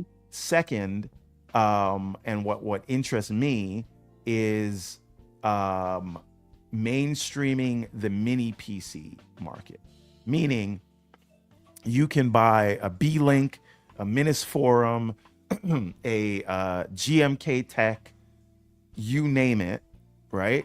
And it'll have this chip that'll have the Xbox functionality, right? And what does that mean? I don't think it is limited to backwards compatibility, because I do think what they're doing with AMD, and we can get into the particulars of this, I think what they're doing with AMD and this partnership seems not undifferent than Microsoft saying we want to push Copilot, so every new system has to have an MPU on it if you want to be considered a Copilot PC. Or when they said if you want to upgrade to Windows 11, you got to have a TPM chip on your motherboard, right? I think this is going to be a standard that they're building into these AMD chips as just a feature. And so, what if it doesn't? And I think that is what they're going to use to enable backwards compatibility. But I don't think it stops there, because right now, today, I don't care if you got a $3,000 5090 or a $1,500 4090 or a $700 9070 XT, right? They do not include HDMI CEC controls. That's the thing that turns on your TV when you turn on your console, right? It's a simple thing. It's a couple of dollars for it, but most people don't connect their PCs to TV. It's not there. I wonder, and I think this chip has those kind of console-like features. So one, it's backwards compatibility. Two, it's the TV controls. Three, I wonder if these chips, at least not the discrete GPUs, but the SoCs, if those will have the proprietary Xbox wireless controller support, right? And if all those things that make an Xbox, if you're building those things into these chips, and you could walk into a store shelf and just a store and pick up a handheld or a mini PC running one of these SoCs that has all the Xbox features, I think the potential is there to mainstream those markets and kind of just become the sort of Android OS of gaming OSs, right? Meaning it won't be about a single device, but all the manufacturers will be able to make these things. Okay. So that to me is very interesting, and the potential there to sort of create these new markets for the partners is exciting to me. I have no idea whether they will pull it off, but and again, these guys are the kings of snatching defeat from the jaws of victory. But I'm very excited about this, to say the least. Okay. So, all right. So I agree with you that this is an interesting place we find ourselves, right? Real quick. The Great Sith Lord, who's been a member for 14 months, says, I love my Switch 2. Donkey Kong looks like a game of the year. Well, we'll see when Donkey Kong releases, good sir. I want it to release soon, and it hasn't yet, and that is the boot that I'm keeping on the neck of Nintendo. Needless to say, though, about this news here, I agree with you that this is super interesting, and that this will bring about some interesting potential futures, right? The first analogy I thought of in my head when this thing came about, when this news was announced, is in other industries, when the biggest dog in the room orders your parts, right? When they order their parts, now all of a sudden, because their yield and their size and their scale is so massive that it trickles down to everyone else, even if they didn't order those as well. Meaning, if you are the big dog in the room and you order a bunch of SoCs for this specific purpose, it makes that chip easier to attain by other smaller companies, because that chipset now, by the idea of the scale that you're ordering, makes the rest of the market easier to obtain said chips, right? So to your point, that does seem like a world that could be, but I would caution us thinking that is a foregone conclusion, because it's not only an execution, it's also how they deliver that message, right? Yeah, right. It's how they deliver that message. Historically, Microsoft delivering the message of, hey, join our app store, the answer is usually now. Right? We have this new method. It's great. Everyone will love it. Be a part of it. Usually dev's response, no. Right? They mandate it. It's got to happen. And then even what you were describing here, TPM chips and all of that, right? You know what's happening? You can download the open source application called Rufus, run it through the installer, and it'll strip the TPM requirement out of Windows. Right? Even though they are moving the ball forward, I think the point is, even though they're moving the ball forward, they don't. Even though they're moving the ball forward, they don't know how to deliver the message to a point where people want to do what you ask them to. They always end up taking the moving people along, kicking and screaming. Unlike Apple, who tells you, hey, you want to do this, and they convince the consumer base that it's a good idea for you to lose your 3.5 millimeter headphone jack. You know what I mean? It's about messaging more than anything else, right? So when it comes to that, I'm a little bit cautious about how they'll do it, because it is all about the messaging, all about that messaging. Right? Because if they deliver the message wrong, it will be another fight where people will be like, oh yeah, well, hell no, I don't want this, just like they do, right? We've had this conversation before about the Xbox One gen, when they were actually hell no, they don't want Copilot right now. That's not stopping it from being on every device, right? Yes, but also Copilot also isn't moving the needle in a real way right now, right? It's there, but I don't think that we are at a point now where Copilot can be said to, at least on-prem, on device. I don't think Copilot has moved the needle in computing in a real way, right? I'm the online version, the one that you can just have on hand to assist you. I would say yes, that has moved the needle in the computing in a big way. But on device, where you have that Copilot button, I don't think that has mattered to people just enough just yet. Am I wrong in that? I mean, the Better Business Bureau is actually taking Microsoft to task in saying that you're saying Copilot is doing a lot more than it actually is. So, and I see you, what you will. I see you in the chat, Jago. I know I use it every day as well. I'm not saying I don't use it. I'm just saying that as a component that's on-prem, it hasn't moved the needle. But I'm being specific when I say on-prem. The one that's available on browser, the one that's available on your phone, the one that just, as a general computing thing that's available as an online connected thing, no doubt that has moved the needle.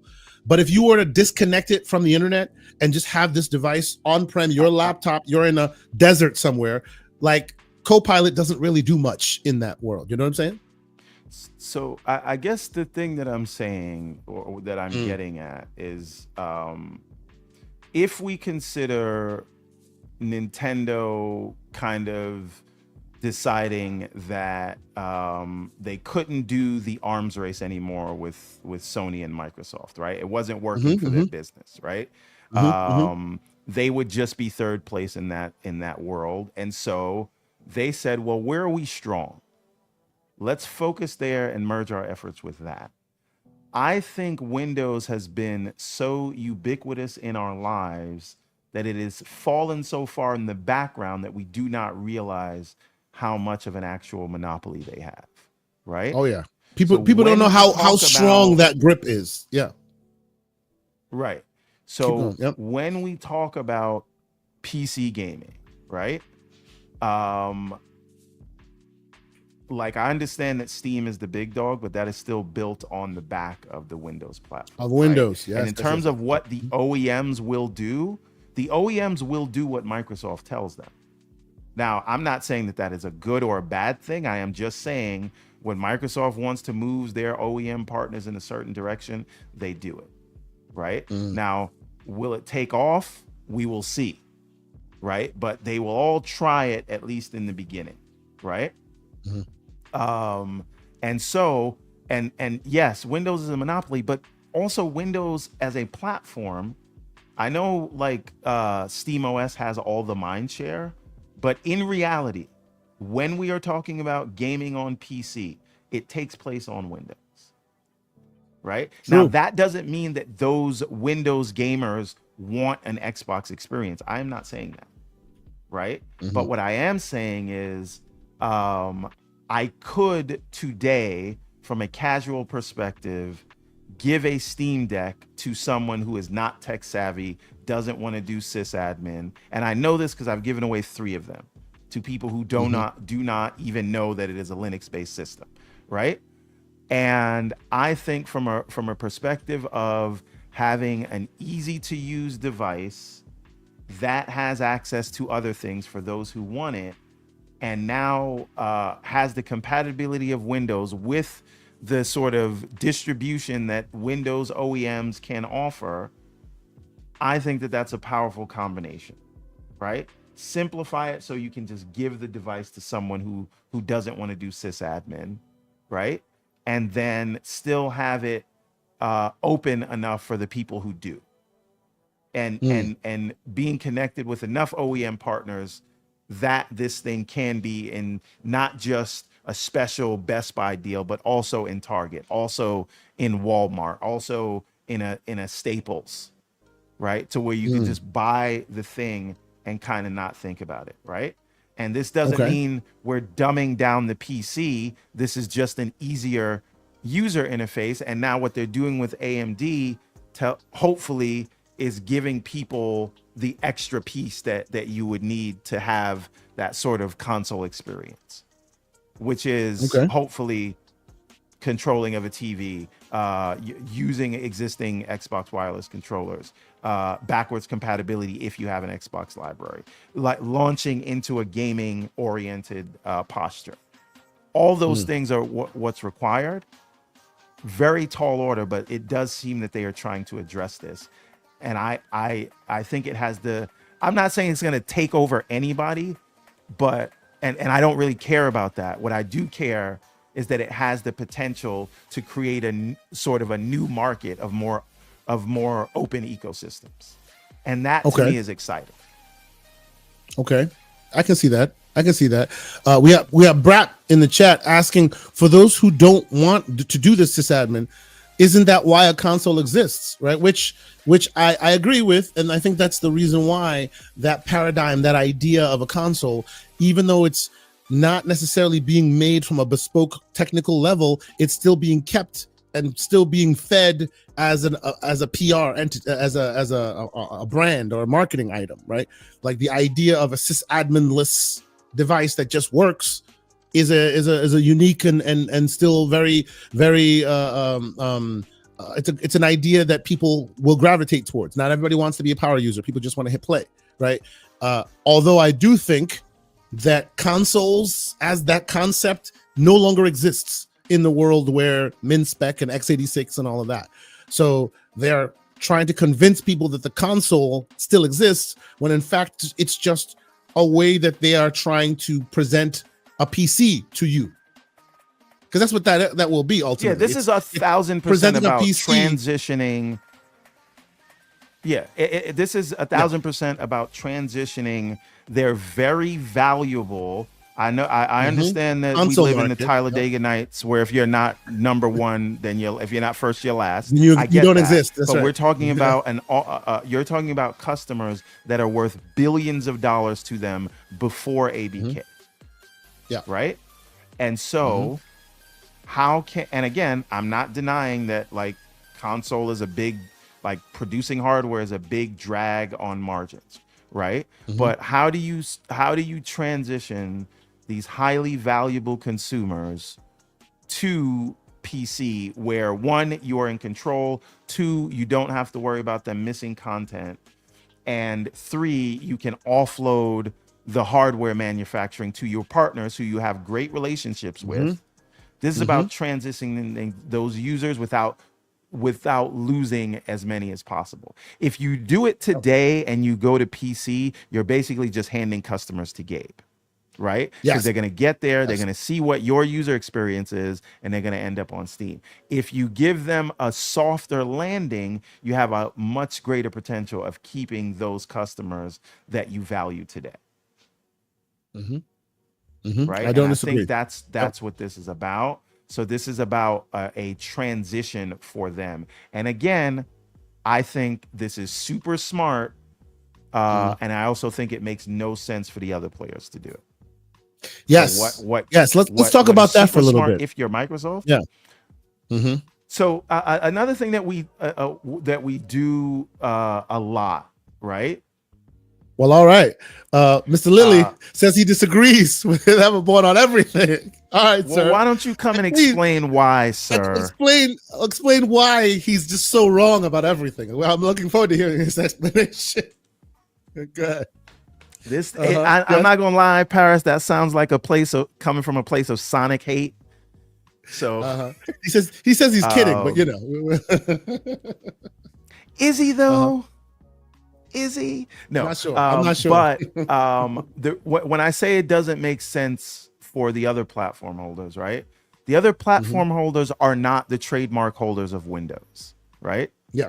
They don't own Windows, right? And again, I don't think Sony, who will not even give you a browser today, they will give you a browser. They'll just hide it. You know, there is a browser there. They just won't let you know that it's there. But that's neither here nor there. Go ahead. I don't think those people are interested in and again, it doesn't make sense. The current model suits them, right? Now, if you want to, if you like that current model of things, and I know there are people in this chat that never want anything to change because that's what they. One moment, please, ladies and gentlemen. Then forgive me a moment. When you ask it, it shall arrive. Ladies and gentlemen, because he will not be regulated to sit hanging out in the chat. He wants to continue the slander in person. Well, digitally. Ladies and gentlemen, Mr. Paris Lilly, let's go. What's going on, sir? Good morning. And obviously, how you doing, man? I'm good. Obviously, everyone, I was just kidding. I'm just joking. Now you're spot on. I understand. Hey, just to piss you off, I'm currently printing a chunky Sonic right now. I'm sure you are. All right, so there it is. I'm gonna mail this to you, Paris. This is gonna show. I don't know where you live, but this is gonna show up at your doorstep. Please do. So go ahead, Paris. Tell us what you think. Yeah. And I swear I'm not gonna ramble for 30 minutes or an hour. No, please speak on it, sir. Yeah. But I mean, I'm only jumping into partial of the conversation. I heard what Everborn was just saying, and he is correct. I mean, look, this pivot that they're doing, going to this Windows OS, whatever this console is ultimately going to be, as far as what they're allowing, as far as digital stores, what the UI is going to be, the openness, all that. And, we talked about this last week. They still got a lot of work to do on it.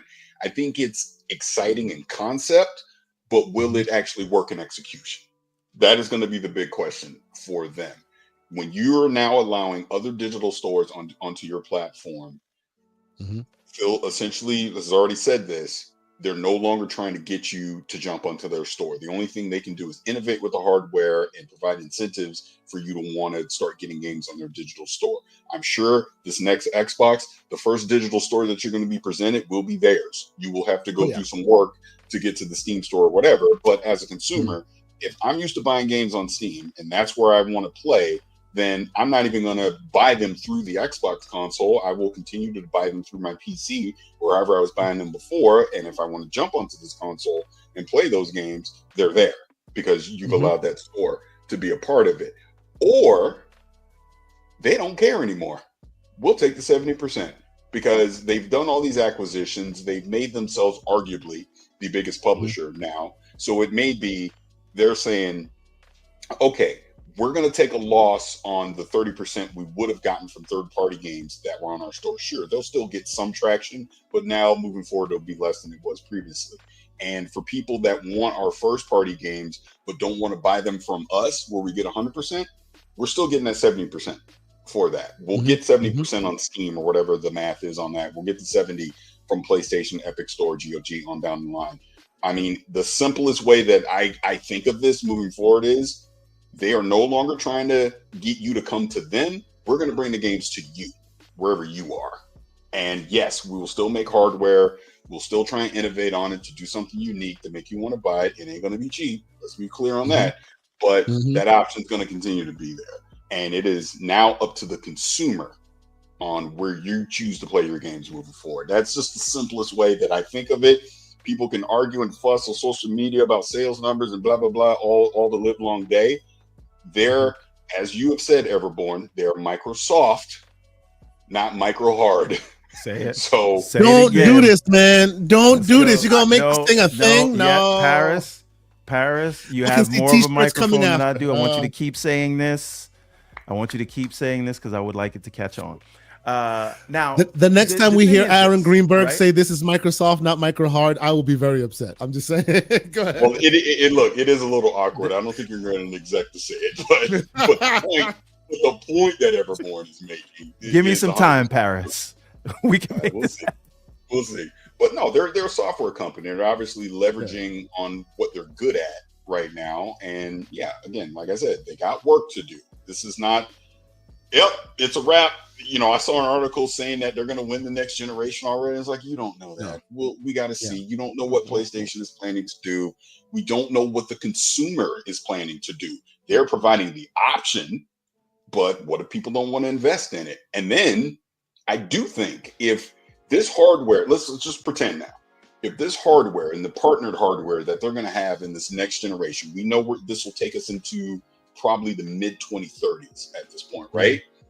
If the sales numbers on it just aren't there, why would Microsoft at that point? Because remember, at this point, Phil Spencer's no longer there. Satya is probably no longer there. It is new leadership. They may look at the bottom line on this and go, well, why don't we just be a full-on publisher and stop making hardware if everything that we've tried, the customer simply does not want to invest in? We've given you an open platform. We've given you hardware that's unique, where you can buy games off of multiple digital stores, all these things. You got a handheld, we got Game Pass for you, we got all these things that we've given you, but the customer would still rather play on their PlayStation 6. Then, okay, we'll just stop trying and we'll just put our games on the PlayStation 6 on our PC and we'll call it a day. That's what I think. So the thing is this, it's a valid take.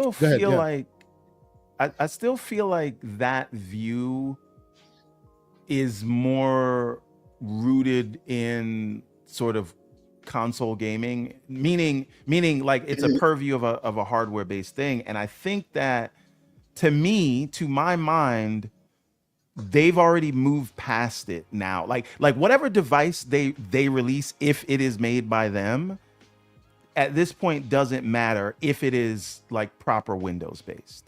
Right?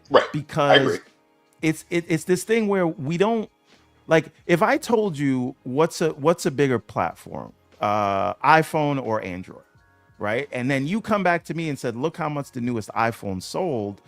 That doesn't really matter in the tech context of Android, right? Because it's one ecosystem with a bunch of different device manufacturers, right? And so the you can if you have a console purview now, you can consider Xbox gone as a console. Yeah. Right. Yeah. This is about them merging what we know of Xbox With their PC. Yeah. with their PC. Windows and ecosystem. Again, we need to see the actual story behind backwards compatibility. But if they solve that properly in the way we hope that they do, whatever used to Why be do we considered care an what Xbox it's console called? doesn't matter anymore. Right? They've effectively, whether anyone at the end of the day, PC gaming will be here longer than both PlayStation and Xbox. Right? We are trending towards, at some point. It may not even be in our lifetimes. I'm not talking about PlayStation. It doesn't matter. Right? The point is PCs will be there.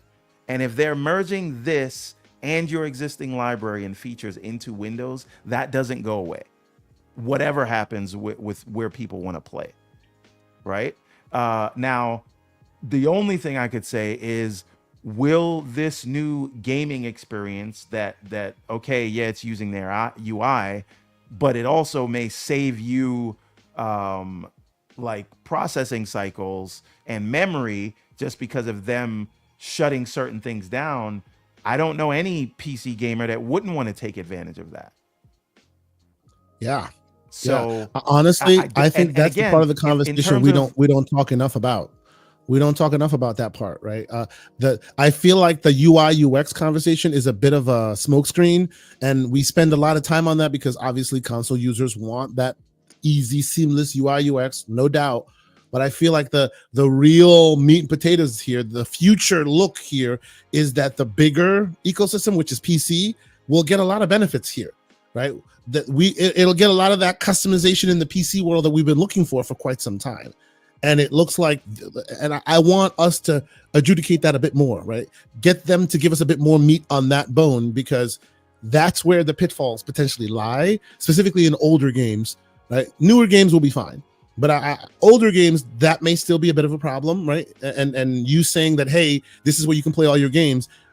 What are you doing to make those older games feel more console-like? Because that's where it may be problematic. But to your point, Everborn, I think this is a very good look for the future for anyone and everyone who games on this backbone that is the Windows ecosystem, because this will fix a lot of things for everyone. At least that's right. What it looks like. Again, anyway. I think people, and again, this is just working against 25 years of history. I'm not blaming anyone for thinking this way. I think people are having issues wrapping their heads around the idea of Xbox being more than a single box. It doesn't matter that they've been telling you that for the last whatever years. You're still going up against 25 years of history. I get it. I'm not blaming you. I'm not mad at you. But because of the way that people view Xbox as a brand, it is difficult for them to associate it with Windows as a platform. And I'm not even talking about Windows like Excel spreadsheets. I'm talking about gaming on Windows, right? Which also itself has been horrible for some time. Yeah. Sure, but people have no choice but to use it, right? Yeah. So at the end of the day, this is them integrating Xbox in as something that is unavoidable.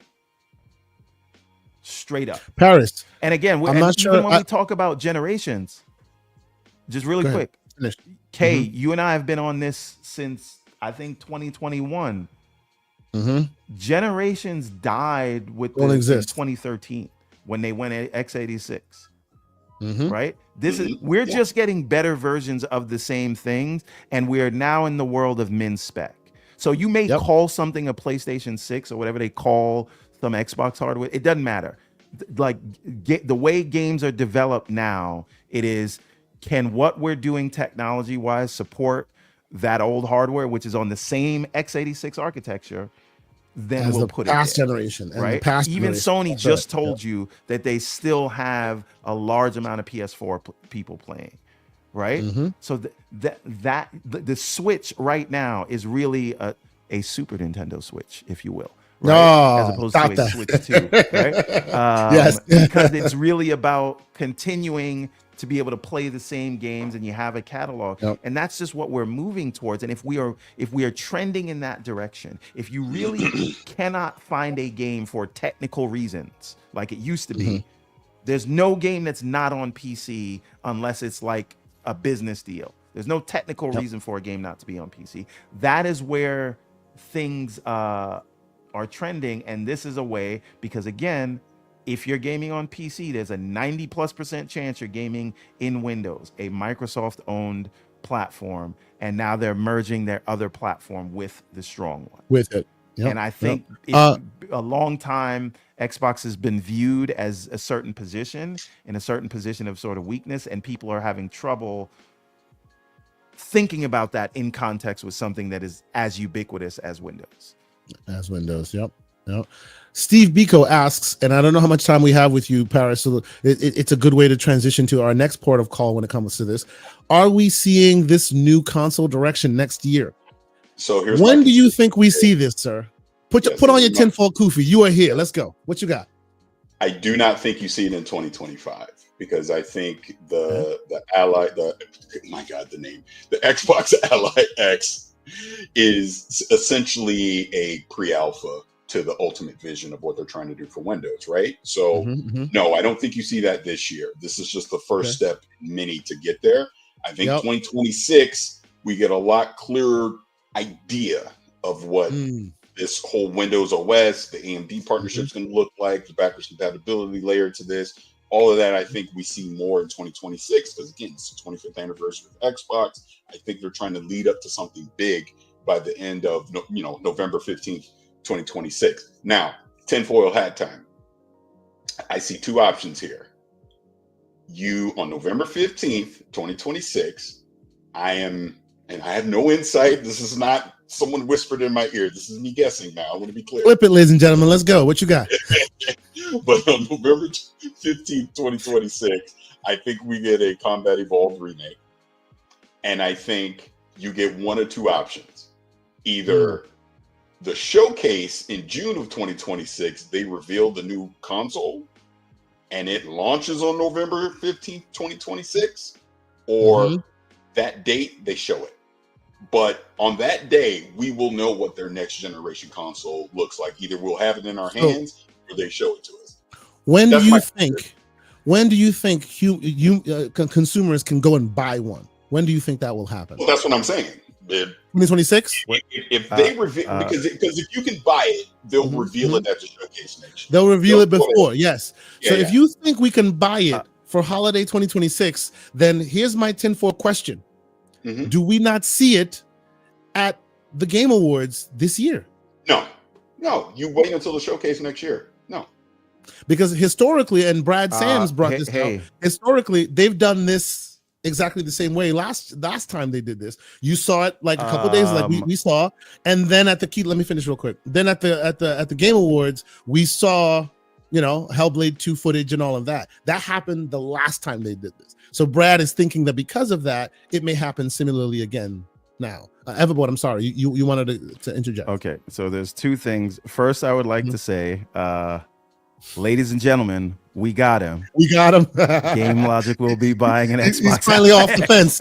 He's off the fence. We got him. All right, and to that end, and this is an interesting question. This one's for Paris.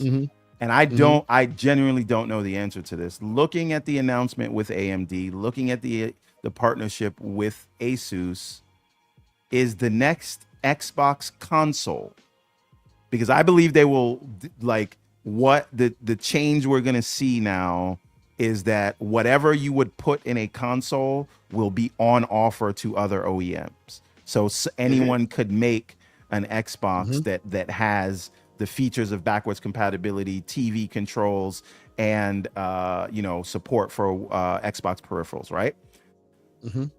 Is the next and it will be a console. I'm not even having that debate.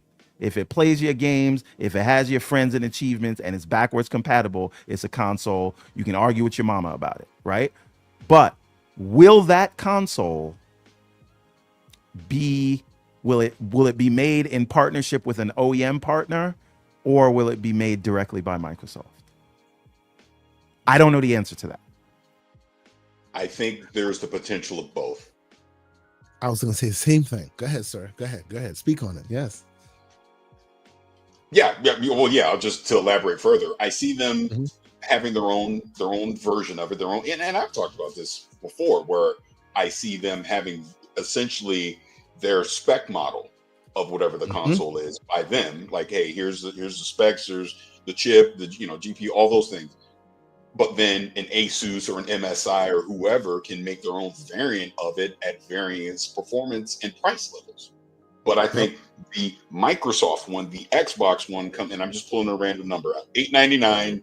Here's what it is. Plays your games at 4K 60, looks great, blah, blah, blah, all that. But here's the Asus one that has a better chip in it and more memory in it and all these things. And it's $1,200 and you can buy that too. And it does the same, I can see that future for them. Yeah. But we'll see, obviously. But to your point about the Game Awards, I don't think you give Jeff that this early. That's pretty early. Okay. I don't think so. I think obviously they did it in 2019 with the Series X. I almost view that as a one-off for them. I think they've laid enough hints of where they're going that they don't need to reveal it with Jeff this year. Again, they can wait until June of next year and do it there, because you got to think January they're going to have their Dev Direct. I would imagine we're seeing Fable and some other things, big 25th anniversary games there, that you want the focus to be on that and not this console that at that point would still be essentially a year away. Yep, that's true. That's true. And to your point, last time they did it, they needed the attention, right? And that's why they did that. And it was actually, it worked really well, because we talked about Hellblade 2 for like almost a year. Now they have so much in the tank, it would take away from some of the other stuff they need attention from. So I do see your point where they'll show it off closer to when you can buy it, because it's not even about the hardware. It's more about the games. And there are lots of games in the tank they're continuing to speak about. I can see that. Yeah, that is a good point. I see you on that. Nerds and other legends in the chat talking about it. We've talked about it before, and I completely agree with him. This seems like it seems to be a full circle moment where they're going back to what they originally built, which is a direct Xbox. Yeah. If you guys have seen that documentary, you know what we're talking about. That was the original intent of the Xbox. He's still making it. Can I say this really quick before you continue? Go ahead. Yeah. It never even dawned on me that's where the name Xbox came from directly. Really? Wow. Never dawned on. Okay. I was like, oh man, I'm dumb. Yeah. I saw that Seamus Blackley interview many years ago. Super interesting. I've always been about that stuff. So it is a very interesting, notable thing that they're going back to that original concept, that original idea. I actually also think this is also kind of the Xbox One idea, where everyone goes to that one, the HDMI 1 idea, right? No matter what you want to play, no matter what store you want, here's the device that gets you there, right? It's very much Xbox One in its energy and its delivery method. So let's do a couple super chats.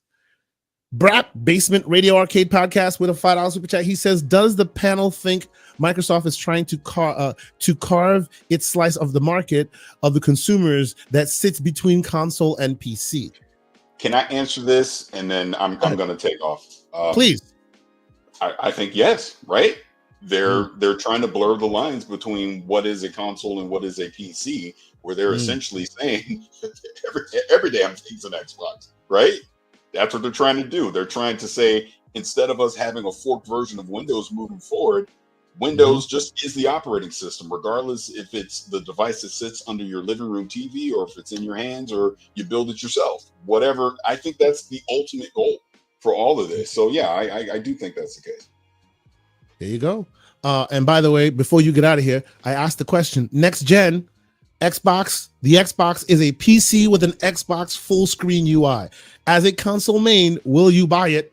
So far, we have about 75 or 73 votes or so. 63% say heck yes. In that. I think you should include price with the will you buy it, because somebody might be on board now, and when they get hit with that price. But yeah. We're not going to price point just yet. Well, because this is not the handheld, right? The handheld is a different concept. We're talking next gen console. I don't even want to go there yet, because the handheld is still fresh, and I'm not even sure on that yet right now. So 2027's price, that is a dubious concept. I don't even want to speculate on right now. I don't know. We'll see. Only 12% one thing no. I just Go ahead. I mean, I think that speaks to the show and the audience that we have, because I think this is very exciting from a technology standpoint, and handhelds are an emerging market. I do want to shout out to Pixelbit G, because he's been saying this for a long time, and the graybeards will understand this. Yep. What this is a 3DO model, right? Yes. And the only difference is, and again, that's what makes this interesting and special to me, is that Windows is as ubiquitous as it is, and you can, if you want a game on PC, you would have to do a lot of work to avoid Windows, and making that experience better, even if you don't like buy from their store. I don't care where you buy from, but them again trimming down Windows and making the user experience work better, where you can still access your favorite store, I think is a plus to everybody.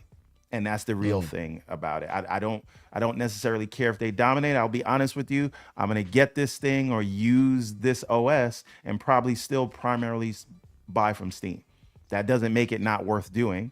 It just makes the experience better on Windows, and it saves me. I actually think that is a big thing that people who use Steam, this may not be for them. It may not be marketed towards them purposely, but it might be one of those markets that people end up enjoying. People who like to play on Steam but want their libraries as well. This might be very good for them. I'm sorry, finish. Can I say that, because I do got to go. If I could just jump in, please. I want to answer your question, and then I want to comment on what you just talking about. So for me, yes, I would still get this next gen console, obviously price pending, we'll see, but because I would want something that still sits under my television in the living room, right? So I would still want a device that sits there and does that, and the fact that it could synergize with my other devices, PC, handhelds, and all that, I think that would still be ideal to me. Now, to answer one thing, I just almost like a statement I just want to say is, I understand what social media is. Everybody wants to have an opinion. Everybody wants to have a voice. That is fine.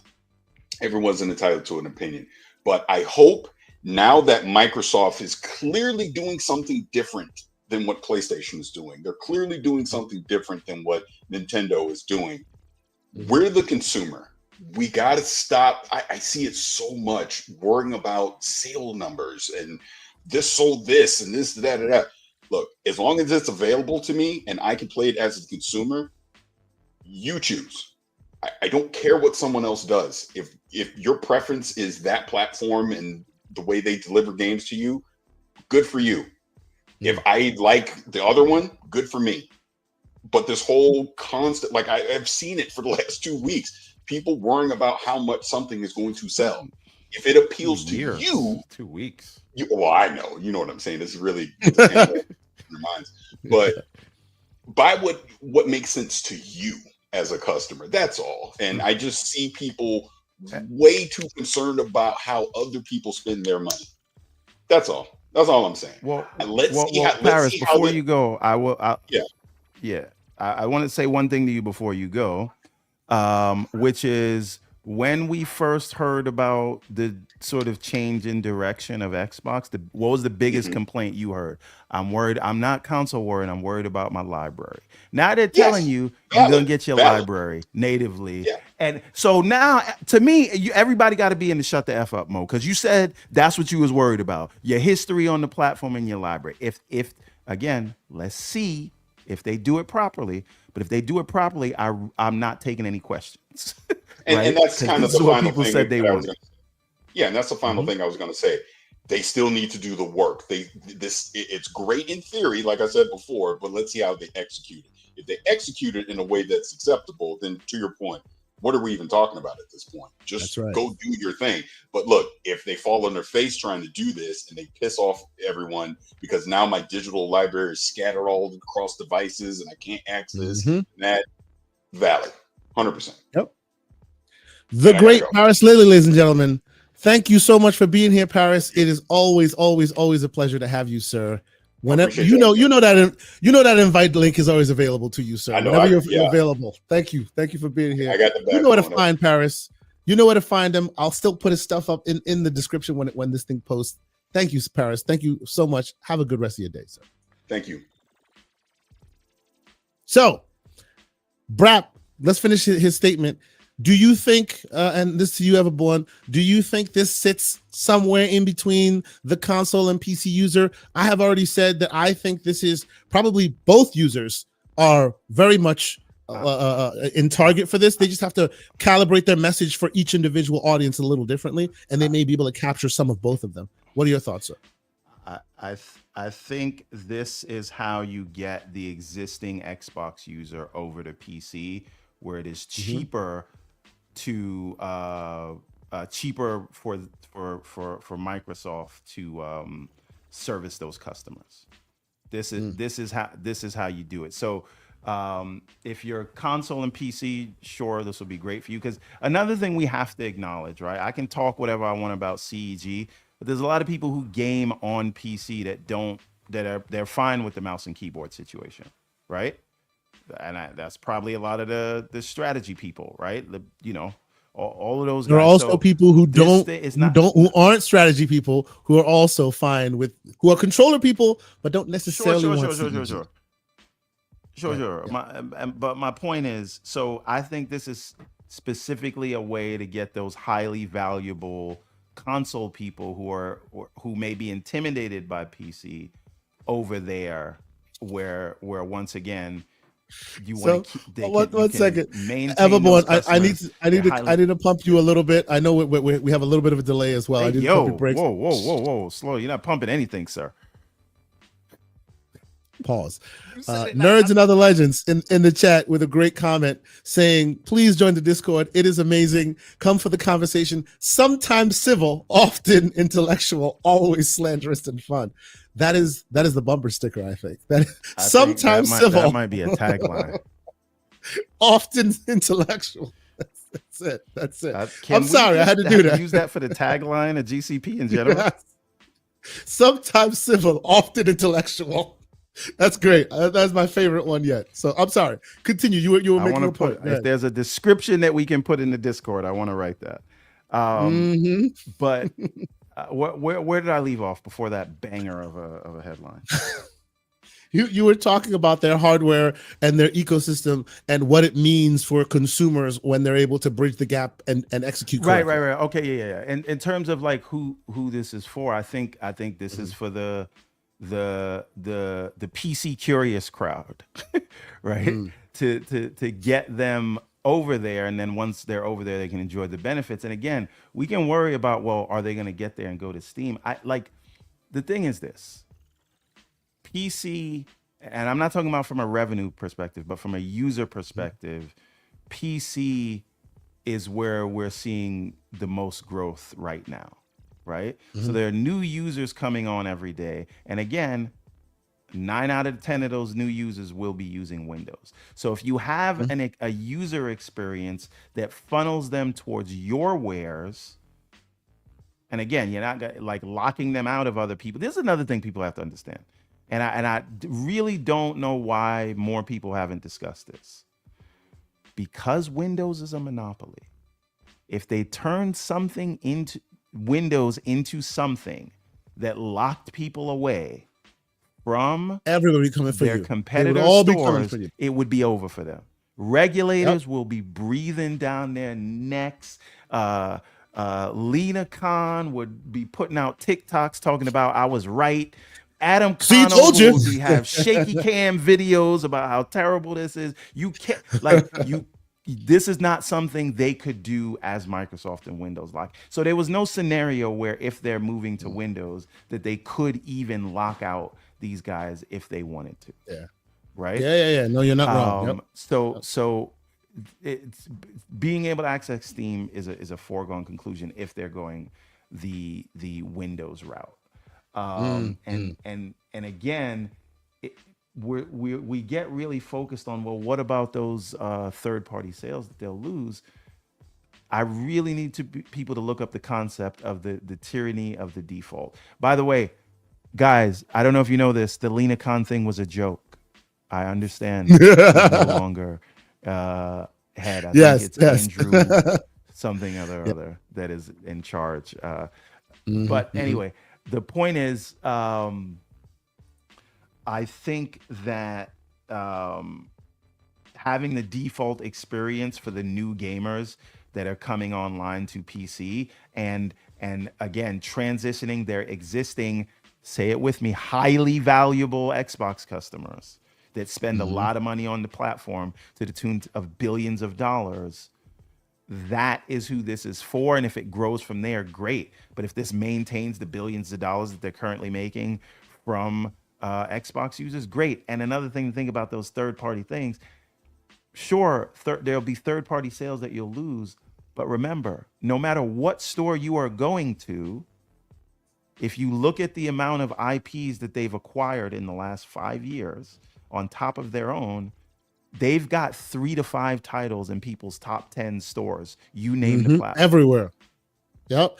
So because of that, if and when they go back to that same conversation, that same fight with regulators, all those original arguments are off the table, because look at the competitor stores. Our games are everywhere. So yes, they may come up with a different argument, but that original argument of disenfranchising their rivals, that is a non-starter now, because all our games, including games that we were originally putting as exclusives, are now everywhere. Right. So while people don't like that idea, it does inoculate them from that line of criticism and scrutiny. It may be why the ones who wanted to win that argument, it may be why they won out. Because yeah, you want us to buy more? Sure, we'll buy more, but that means we have to put our games everywhere so that regulators don't come after us and say we're trying to disenfranchise others. It's an interesting concept. We don't need them to buy more when they're doing all these layoffs, but I hear you. Yeah, that's neither here nor there, right? Yes, that's right. That's right. JD Gamer, great JD Gamer, he's here with a $10 super chat. He says the message that MS has to deliver to OHMs is a simple one, right? There is money on the table. Gamers typically spend more on their rigs and accessories. Now the message to consumers is about value and convenience. That's an interesting take. You know, I've heard people fighting the good fight, talking about value should never be where they hang their hat. I agree that value and convenience is those two are a very compelling argument to be made. Some don't agree with me. JD, join our Discord, sir. I have a feeling you would really thrive in our Discord, where we have those mental octagon conversations. You always bring some great thoughts to the table. Join the Discord. I think you'd enjoy it. The great Game Logic, who's here with a $20 super chat. He says co-engineering silicon for a portfolio of devices sounds like a more integrated relationship and go-to-market plan than the past years. We've quote-unquote selected AMD to be the chip vendor of our next-gen Xbox, right? It sounds more, and I agree with him on that. What do you think? It's the idea of just picking a vendor is different than the idea of we are partnering with these guys to bring devices to next-gen. It seems like it's a far more close relationship. What do you think? Everyone. I don't know if I would say it's far more close. And I think Logic seems like he's pointing out the difference in where we are now and where they were before to now, yes, than what we have today, right? That being said, I brought up it not being different as a way to say that, like, a lot of people are honing in on whatever they decide makes a console. And the only point that I was making today is that today your platform holder is not designing these chips themselves. They're customizing chips that are on offer from either AMD or, in Nintendo's case, NVIDIA. And then they're getting the other parts from other vendors. Right. So again, this idea that it has to be made, and the plastic on the outside of the box, even though it's using mostly generic parts, like I don't know if that's what defines a platform more so than, again, your library, your friends list, your achievements or trophies, all of that. your game Ability saves, to communicate with your friends right, while gaming right. live, all that The, stuff. the user experience that you're used to, those are the things that make up a platform or an ecosystem. So I just don't know that it matters that there's one more label on the outside of the box. Is the Not point I wrong. was making. No. So the other thing that I did want to talk about let me is let me finish a couple of the chats. We have three more, and then we'll get back to it before we get out of here. Game Logic, $5 super chat. He says in past years, that has been a press release, not a co-marketing announcement and video spot from both companies. This is what I'm saying. I agree with him on this, right? It sounds like they're at least in the public, they sound like they're making overtures as to their relationship being more integrated and closer than what we should expect from them historically. Well, I think because now, and again, I think this leads to my point about, I think this is about integrating Xbox specific features, like, again, I know into like Windows, right. Well, into AMD SoCs and hopefully discrete GPUs, right? And again, I understand that, like, technically, once we're talking about a hypervisor, you just need enough raw horsepower. It's ubiquitous hardware. Yeah, sure. But, and we can have that discussion another day. My only point is, what they're getting at is Xbox will be built into AMD chipsets, right? In general, Xbox features, I get right? that. Yeah. And so where you and I had that conversation, where maybe I think I'm seeing where you're coming from now, is the idea that I think what initially had me trepidatious on this is the fact that they would hang the compatibility on the chip, and that's where I'm like, I don't know about that. But if you add that as a feature, but the whole idea being, this is what these are the requirements we will hit in order for you to call it an Xbox, like writ large, right? Then that is just another feature set that is part and parcel of the writ large Xbox license or requirement set, right? So they can yada yada yada the idea that whether it's hardware required or not away as part of compatibility, because you still need to have the throughput to make the guest and host be performant and all of that. So all of that can kind of come together to say, okay, this is our Xbox, versus just the specifics of back compat. You see what I'm saying? Yeah. And that's why I think it goes bigger than back compat, if that's even what they're using. Now, but that does lend the question. I have a 4090 right now. I'm planning on buying an Xbox Ally X. I have a ROG Ally X. You've got what PC you got. Everybody in here has got PCs.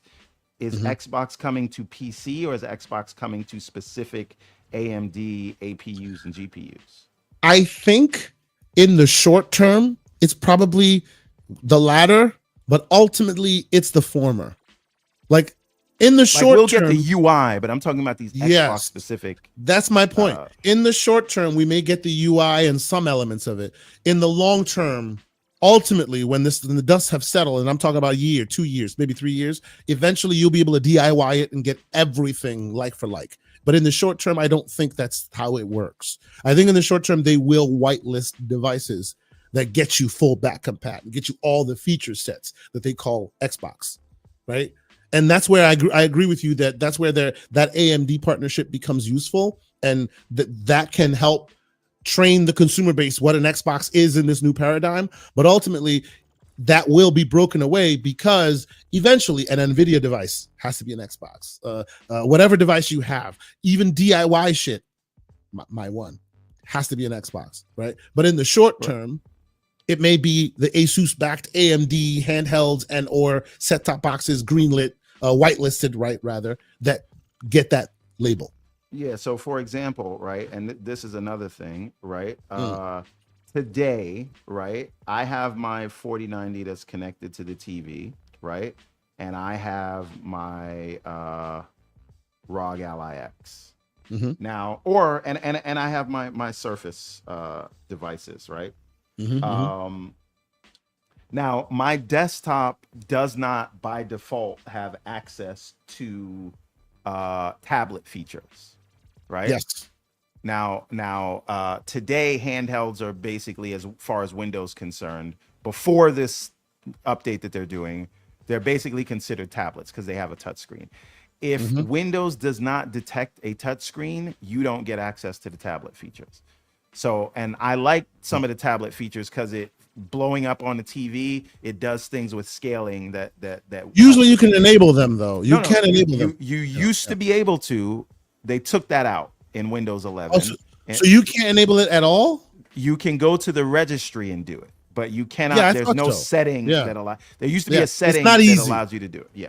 The Yeah, point it's not is easy. You have to enable it now. Yeah, go ahead. right now. Now Mhm. the question though is, for these new experiences, will it be the case that Windows will try to detect one of these new AMD chips and say, well, you don't have this, so you're not getting access to that, right? I will tell you, based on my experience with this right here, MSI Claw has a version of Windows, but it has tops in it as well. It does show that because it has tops, hardware tops available.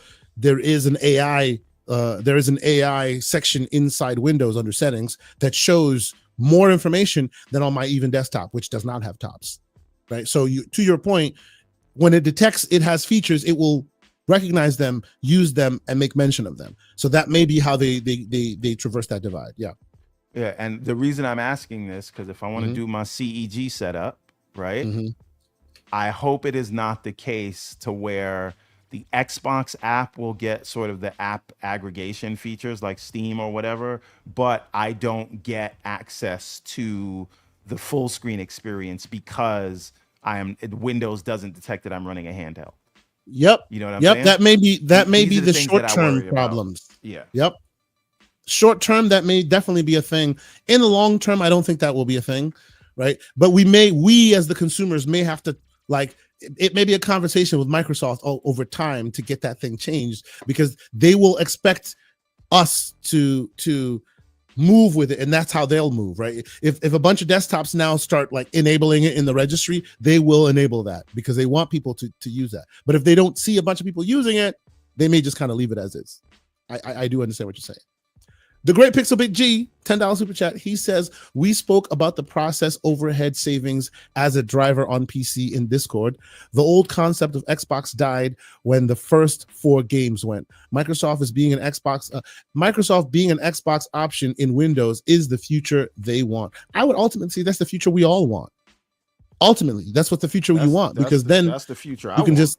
that's right.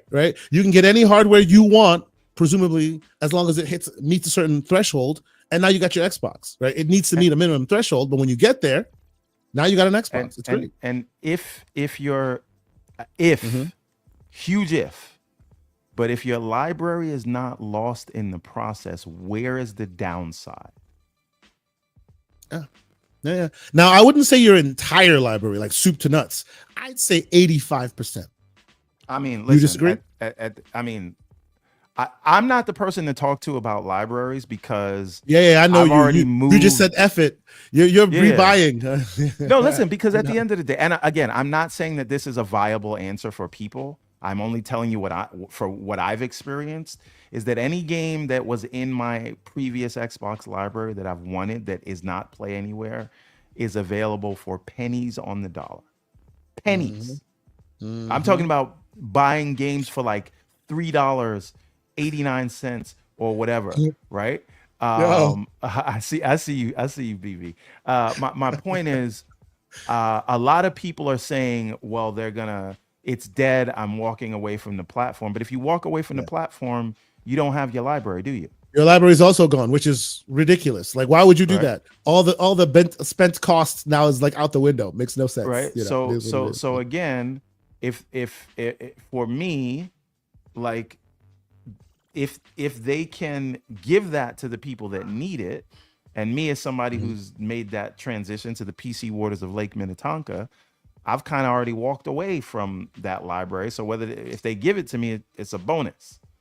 I'm more on the side of give me a user experience that will allow me to launch Xbox games right next to my Steam library and whatever else. That is the Yeah. biggest benefit to, I think, all of us.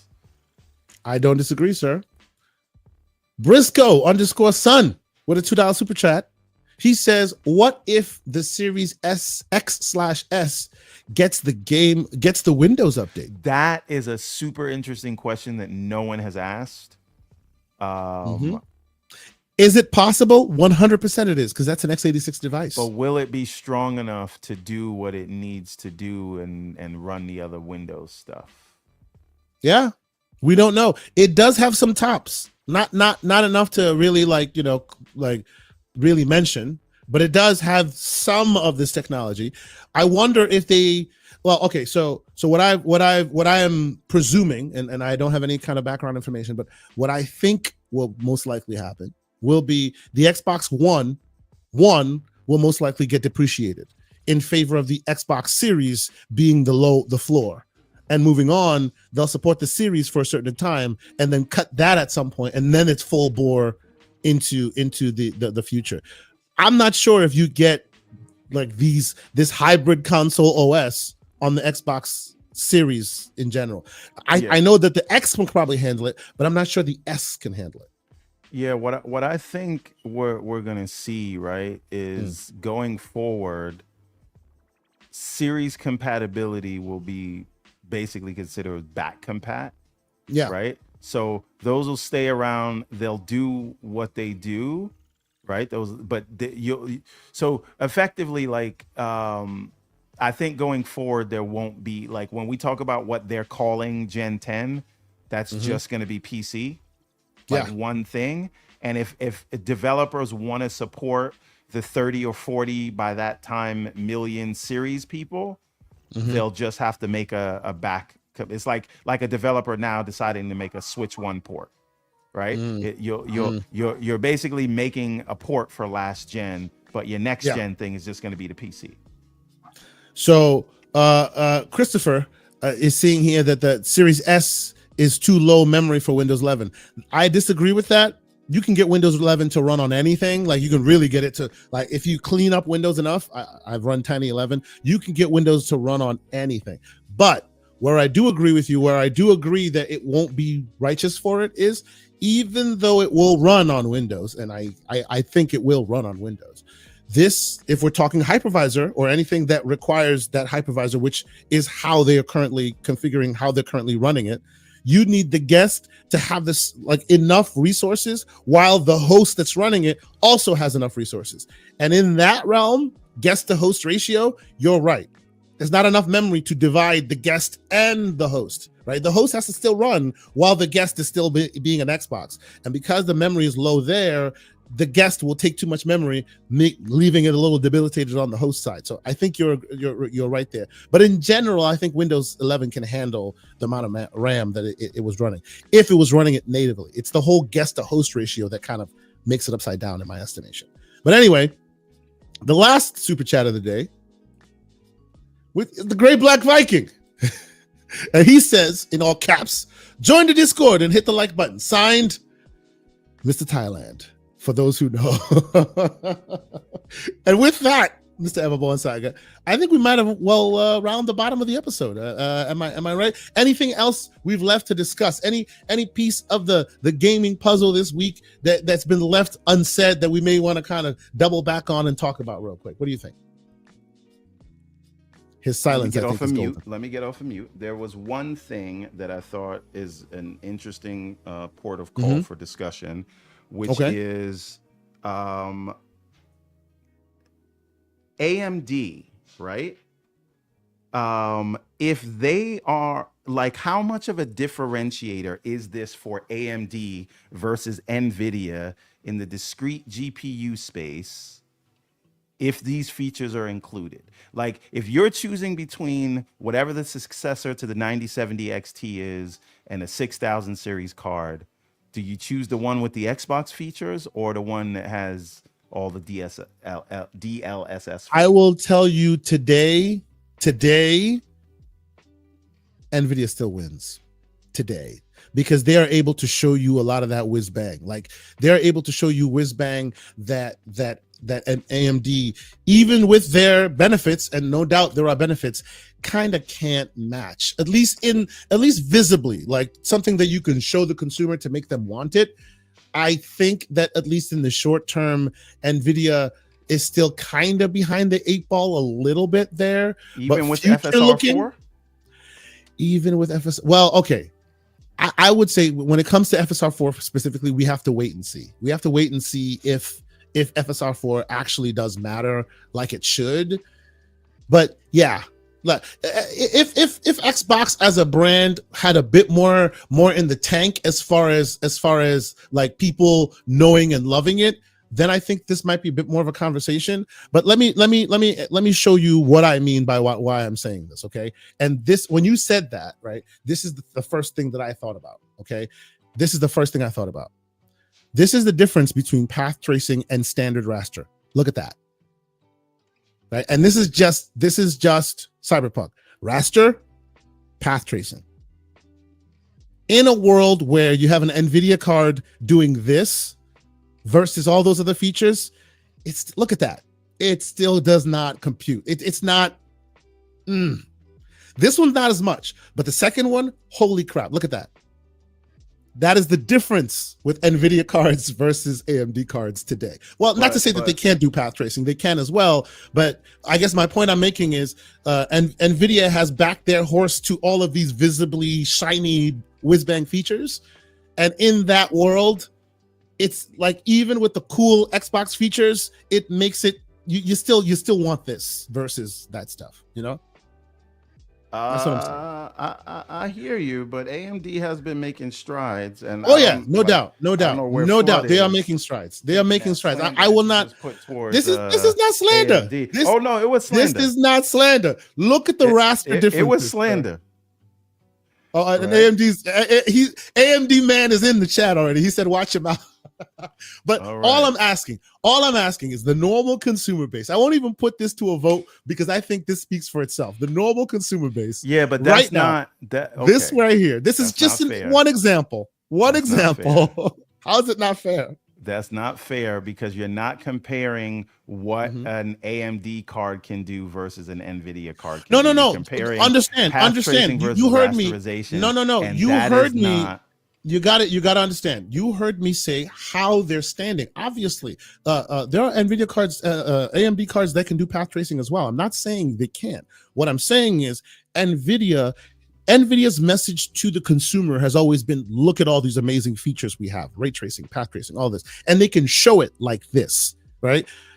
Even though AMD's cards can do it as well, they have never done this. They have never shown the consumer, look, we can do those whiz-bang features as well. They've always been on we have more VRAM than you, and our raster performance is better than you, which is true, right? They, in many respects, they can raster better than their competitor, and they tend to have more VRAM.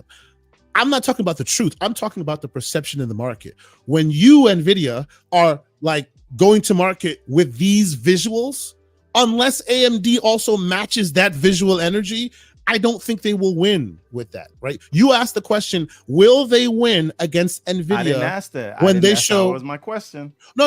Yeah, you said will they differentiator? And what I'm trying to say to you is, because their direct competitor uses such whiz bang, visually attractive messaging, unless AMD themselves also switches to such visual messaging, right? It may not work for them. That's all I'm saying. I'm not saying the hardware can't do it. I'm not saying that it's impossible. All I'm saying is right now, one is all about, hey, we give you value for your dollar. We give you great raster performance, and we give you great VRAM. All great things. But the other one is like, look at the puddles, look at the path tracing, look at all of this. And that tends to be a more winning message to consumers. That's what I'm saying. Right. But we'll see. We'll see how this shakes out. I think just as a different way of looking at this, yeah. I think it is fair to say that what NVIDIA does is more like console style marketing, which is bang. NVIDIA is PlayStation. Yes. And now AMD's working with a console maker. So maybe the marketing we shall see. changes. We shall see. I'm just talking about today. We shall see. You're right, right? We shall see.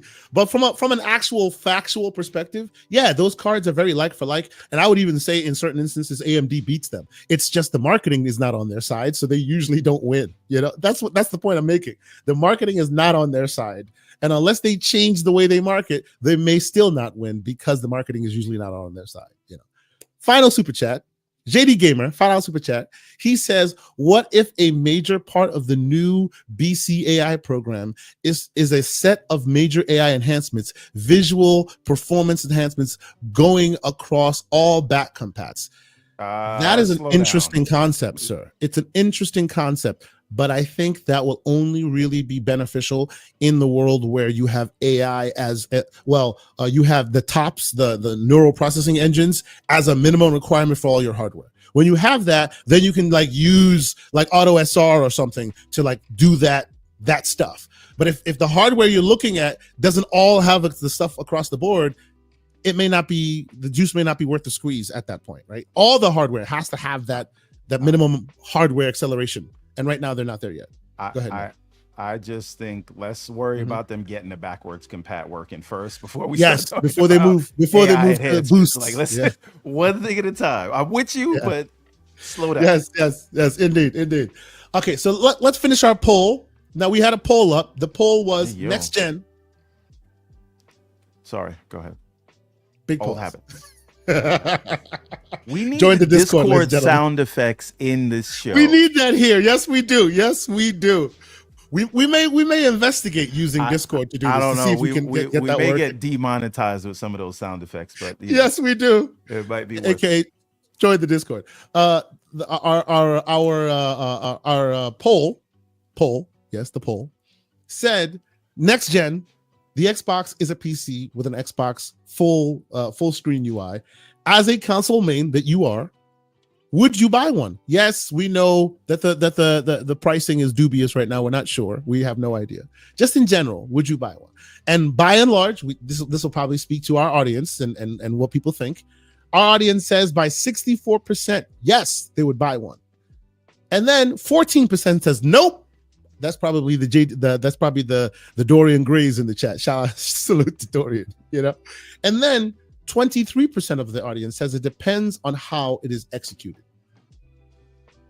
That's a good smattering, but by and large, I think our audience is all about this. Right, they're excited about it. Let me throw some cold water. Last super chat. Go ahead. On this really quick. I do think they're getting a lot because I think people like myself see the potential. They're getting a lot of sort of benefit of the doubt, right? And because we see what it could be and what we want it to be. Yep. They haven't shown us enough to make us excited yet. We need to see more. Really need to slow down until they at least have some unedited demos of this stuff working, and they explain how back compat's gonna work. It sounds great, and I love that they're addressing these things, but we do need to slow down until we see what it actually is before we get. Everborn Saga just said, temper your expectations, ladies and gentlemen, and I agree with him. Well, hold on. Temper it until you see what they're going to do. Until you see what they're doing. Absolutely. Once you see it, you can get hype again, but just let's... That's right. Although, there are many handheld gods in this space, and even they're excited, so... Hey, listen, they're saying the right words. I will say True. I want to see them put the right actions to those right words. I agree with that. And I will let JD have the last super chat of the day. $5 super chat. He says AMD's new whiz bang features is we have your Xbox catalog, and NVIDIA don't. We do what NVIDIA don't, and with Xbox so much more. See, I agree with you, JD. The only thing, and this is where we were having that conversation, that back and forth, if they start using that talking point, it will be a bad day or a sad day when eventually that has to be bypassed because hypervisors don't care about NVIDIA versus AMD. So eventually that won't be true unless they have other reasons to make that true. But if you tie BC directly to this hardware, eventually you'll be a liar because there'll be different hardware that won't have this requirement that'll still just run it because of the brute forcing. right? That's why I'm like, be careful how you train your consumer, because you're going to be basically creating the next noose that will be around your neck in 10 years or whatever, when the people eventually discover that what you said was not necessarily 100%. You know what I mean? That's all I'm saying. But yes, I do agree that this has the potential to bring about some massive changes, both in console and in PC gaming, just by virtue that Microsoft is that big dog in the room and making crazy moves, right? So I think that's that. Everborn Saga, sir, I know you won't be here next week. Tell the people why. That is because I will be at the Garden State Comics Fest in New Jersey. If you're in the tri-state area, please come and check us out. We will be there Saturday and Sunday next week. The full Everborn booth will be there. We'll be doing autographs. We have a lot of new merch that we're launching at that show. So it'll be a very exciting time, and maybe some announcements coming soon. So this is basically our this is when we go into tour season, right? So this month is Jersey, next month is Miami, August is Chicago, and Anime NYC. I don't know what's happening in September yet, but October is New York Comic Con. So we'll have a lot of stuff going on. How about this? If you find yourself in a place where Everborn Saga is, and you happen to be wearing a Charge Them More shirt, I want you to reach out to Everborn and take a picture. If he doesn't give you a prize, I will. I need to see this. I need to see somebody meet Everborn Saga IRL. I need them, before you meet Everborn Saga IRL, I need you to have gone to the everbornsaga.com. I need you put to a link to this shirt in the chat, because you can't get to this directly. That is because it's going to look mighty wild on the website saying Charge Them More. But the link is in the chat right now. You get your 15% off by using the GCP code. If you meet, I don't care if he's in whichever event he's on, meet Everborn Saga, have this shirt on, take a photo. If I see that shirt with you in it, I will give you, pick a game. I will buy you that game. I will do that, because I need to see people in IRL wearing this shirt, ladies and gentlemen. So here it is. This is my call to action. Use GCP on the everbornsaga.com. Get yourself this shirt, and there will be multiple chances to see Everborn and myself before the end of the year. Actually, I think you're coming to Miami as well. You're coming to a lot of different places. Yes. So get yourself a shirt and come see us IRL. If you do, you will win yourself a prize. How about that? So there's that. Shout out to Everborn Saga. I hope it goes well. We look forward to hearing your thoughts on how all of that goes. In addition, shout out to the great Paris Lilly who joined us as well. Paris, always a great member of our community. I don't care what you say. Whenever he wants to, he jumps on this show. And if you slander this man, he is empowered to put you into the shadow realm in our chat. So be nice. But shout out to Paris Lilly. He's been great. He always is great, lending his time and his thoughts to our proceedings. I think that's it, though. One last call to action. Join the Discord. I don't think I even have to say that too much anymore. We are I think 100 people strong now. You have to keep saying it. You always have to say it. Well, we're always in there having great conversations on weekends, specifically Saturdays and Sundays. You may not see as many voice channels as you do during the week, but during the week there are voice channels, like lots of people in there having awesome conversations, gaming and otherwise. We have a great time in there. So if you have a chance to, the awesome Soil Tech is continuing to populate our chat right now with that link. Click that link, join our Discord, game giveaways. We have all these great conversations. It's just so much fun in there. So be a part of it. And that's how and why sometimes you don't see us or see me specifically on X.com, because I have found a new place to hang my hat that does not require dealing with the craziness of the timeline. So if you too feel like the timeline is a different level of craziness from the Discord. Yeah, it's crazy in our Discord, but it's not. It's a different kind of crazy, and it's gaming focused, and we love it. So we think you will as well. Join us on that Discord. But I think that's it, ladies and gentlemen. I think we're done for the day. Everborn Saga, it's been awesome. I always appreciate you for joining us and continuing to make this show better. Shout out to the great Paris Lilly once again. But with that, how about you show us the last pieces of Sonic before we get out of here? This is where we are currently. It's coming together, people. There you go. I put a mark on it, trying to take it out of the printer. So I'm kind of upset with that. But we'll see if I can get that out. But just to give you like a size comparison of what it'll be like for the people that weren't here in the beginning, this is what we check that out, bro.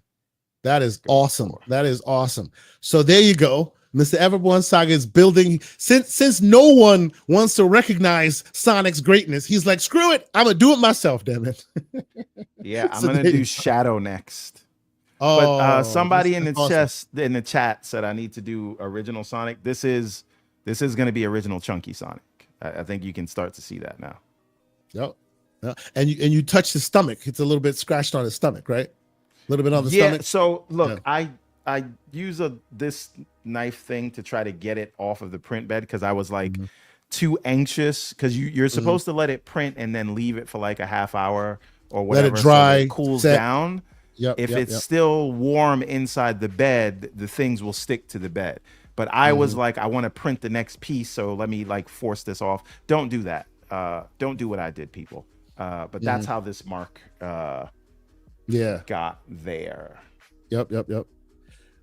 Keep an eye on Everborn Saga's Twitter page for the outcome. I'm sure he'll be posting some interesting shots. But besides that, I think we're good, man. Shout out to all the great folks on Blue Sky who also happen to catch. I've been keeping an eye on that. Shout out to the folks on Blue Sky, all the people, the one individual that watches us from our Twitch channel. We see you, we salute you. Shout out to the great community members. I see y'all in there: Slow-Mo, Backslap, Soil Tech, Stilo Facts, JD Gamer, Floodzilla. I see all y'all. Brat, thank you so much for continuing to rock with us. But I think that's it, man. We done. See y'all next week. Peace. Nice to be in orbit.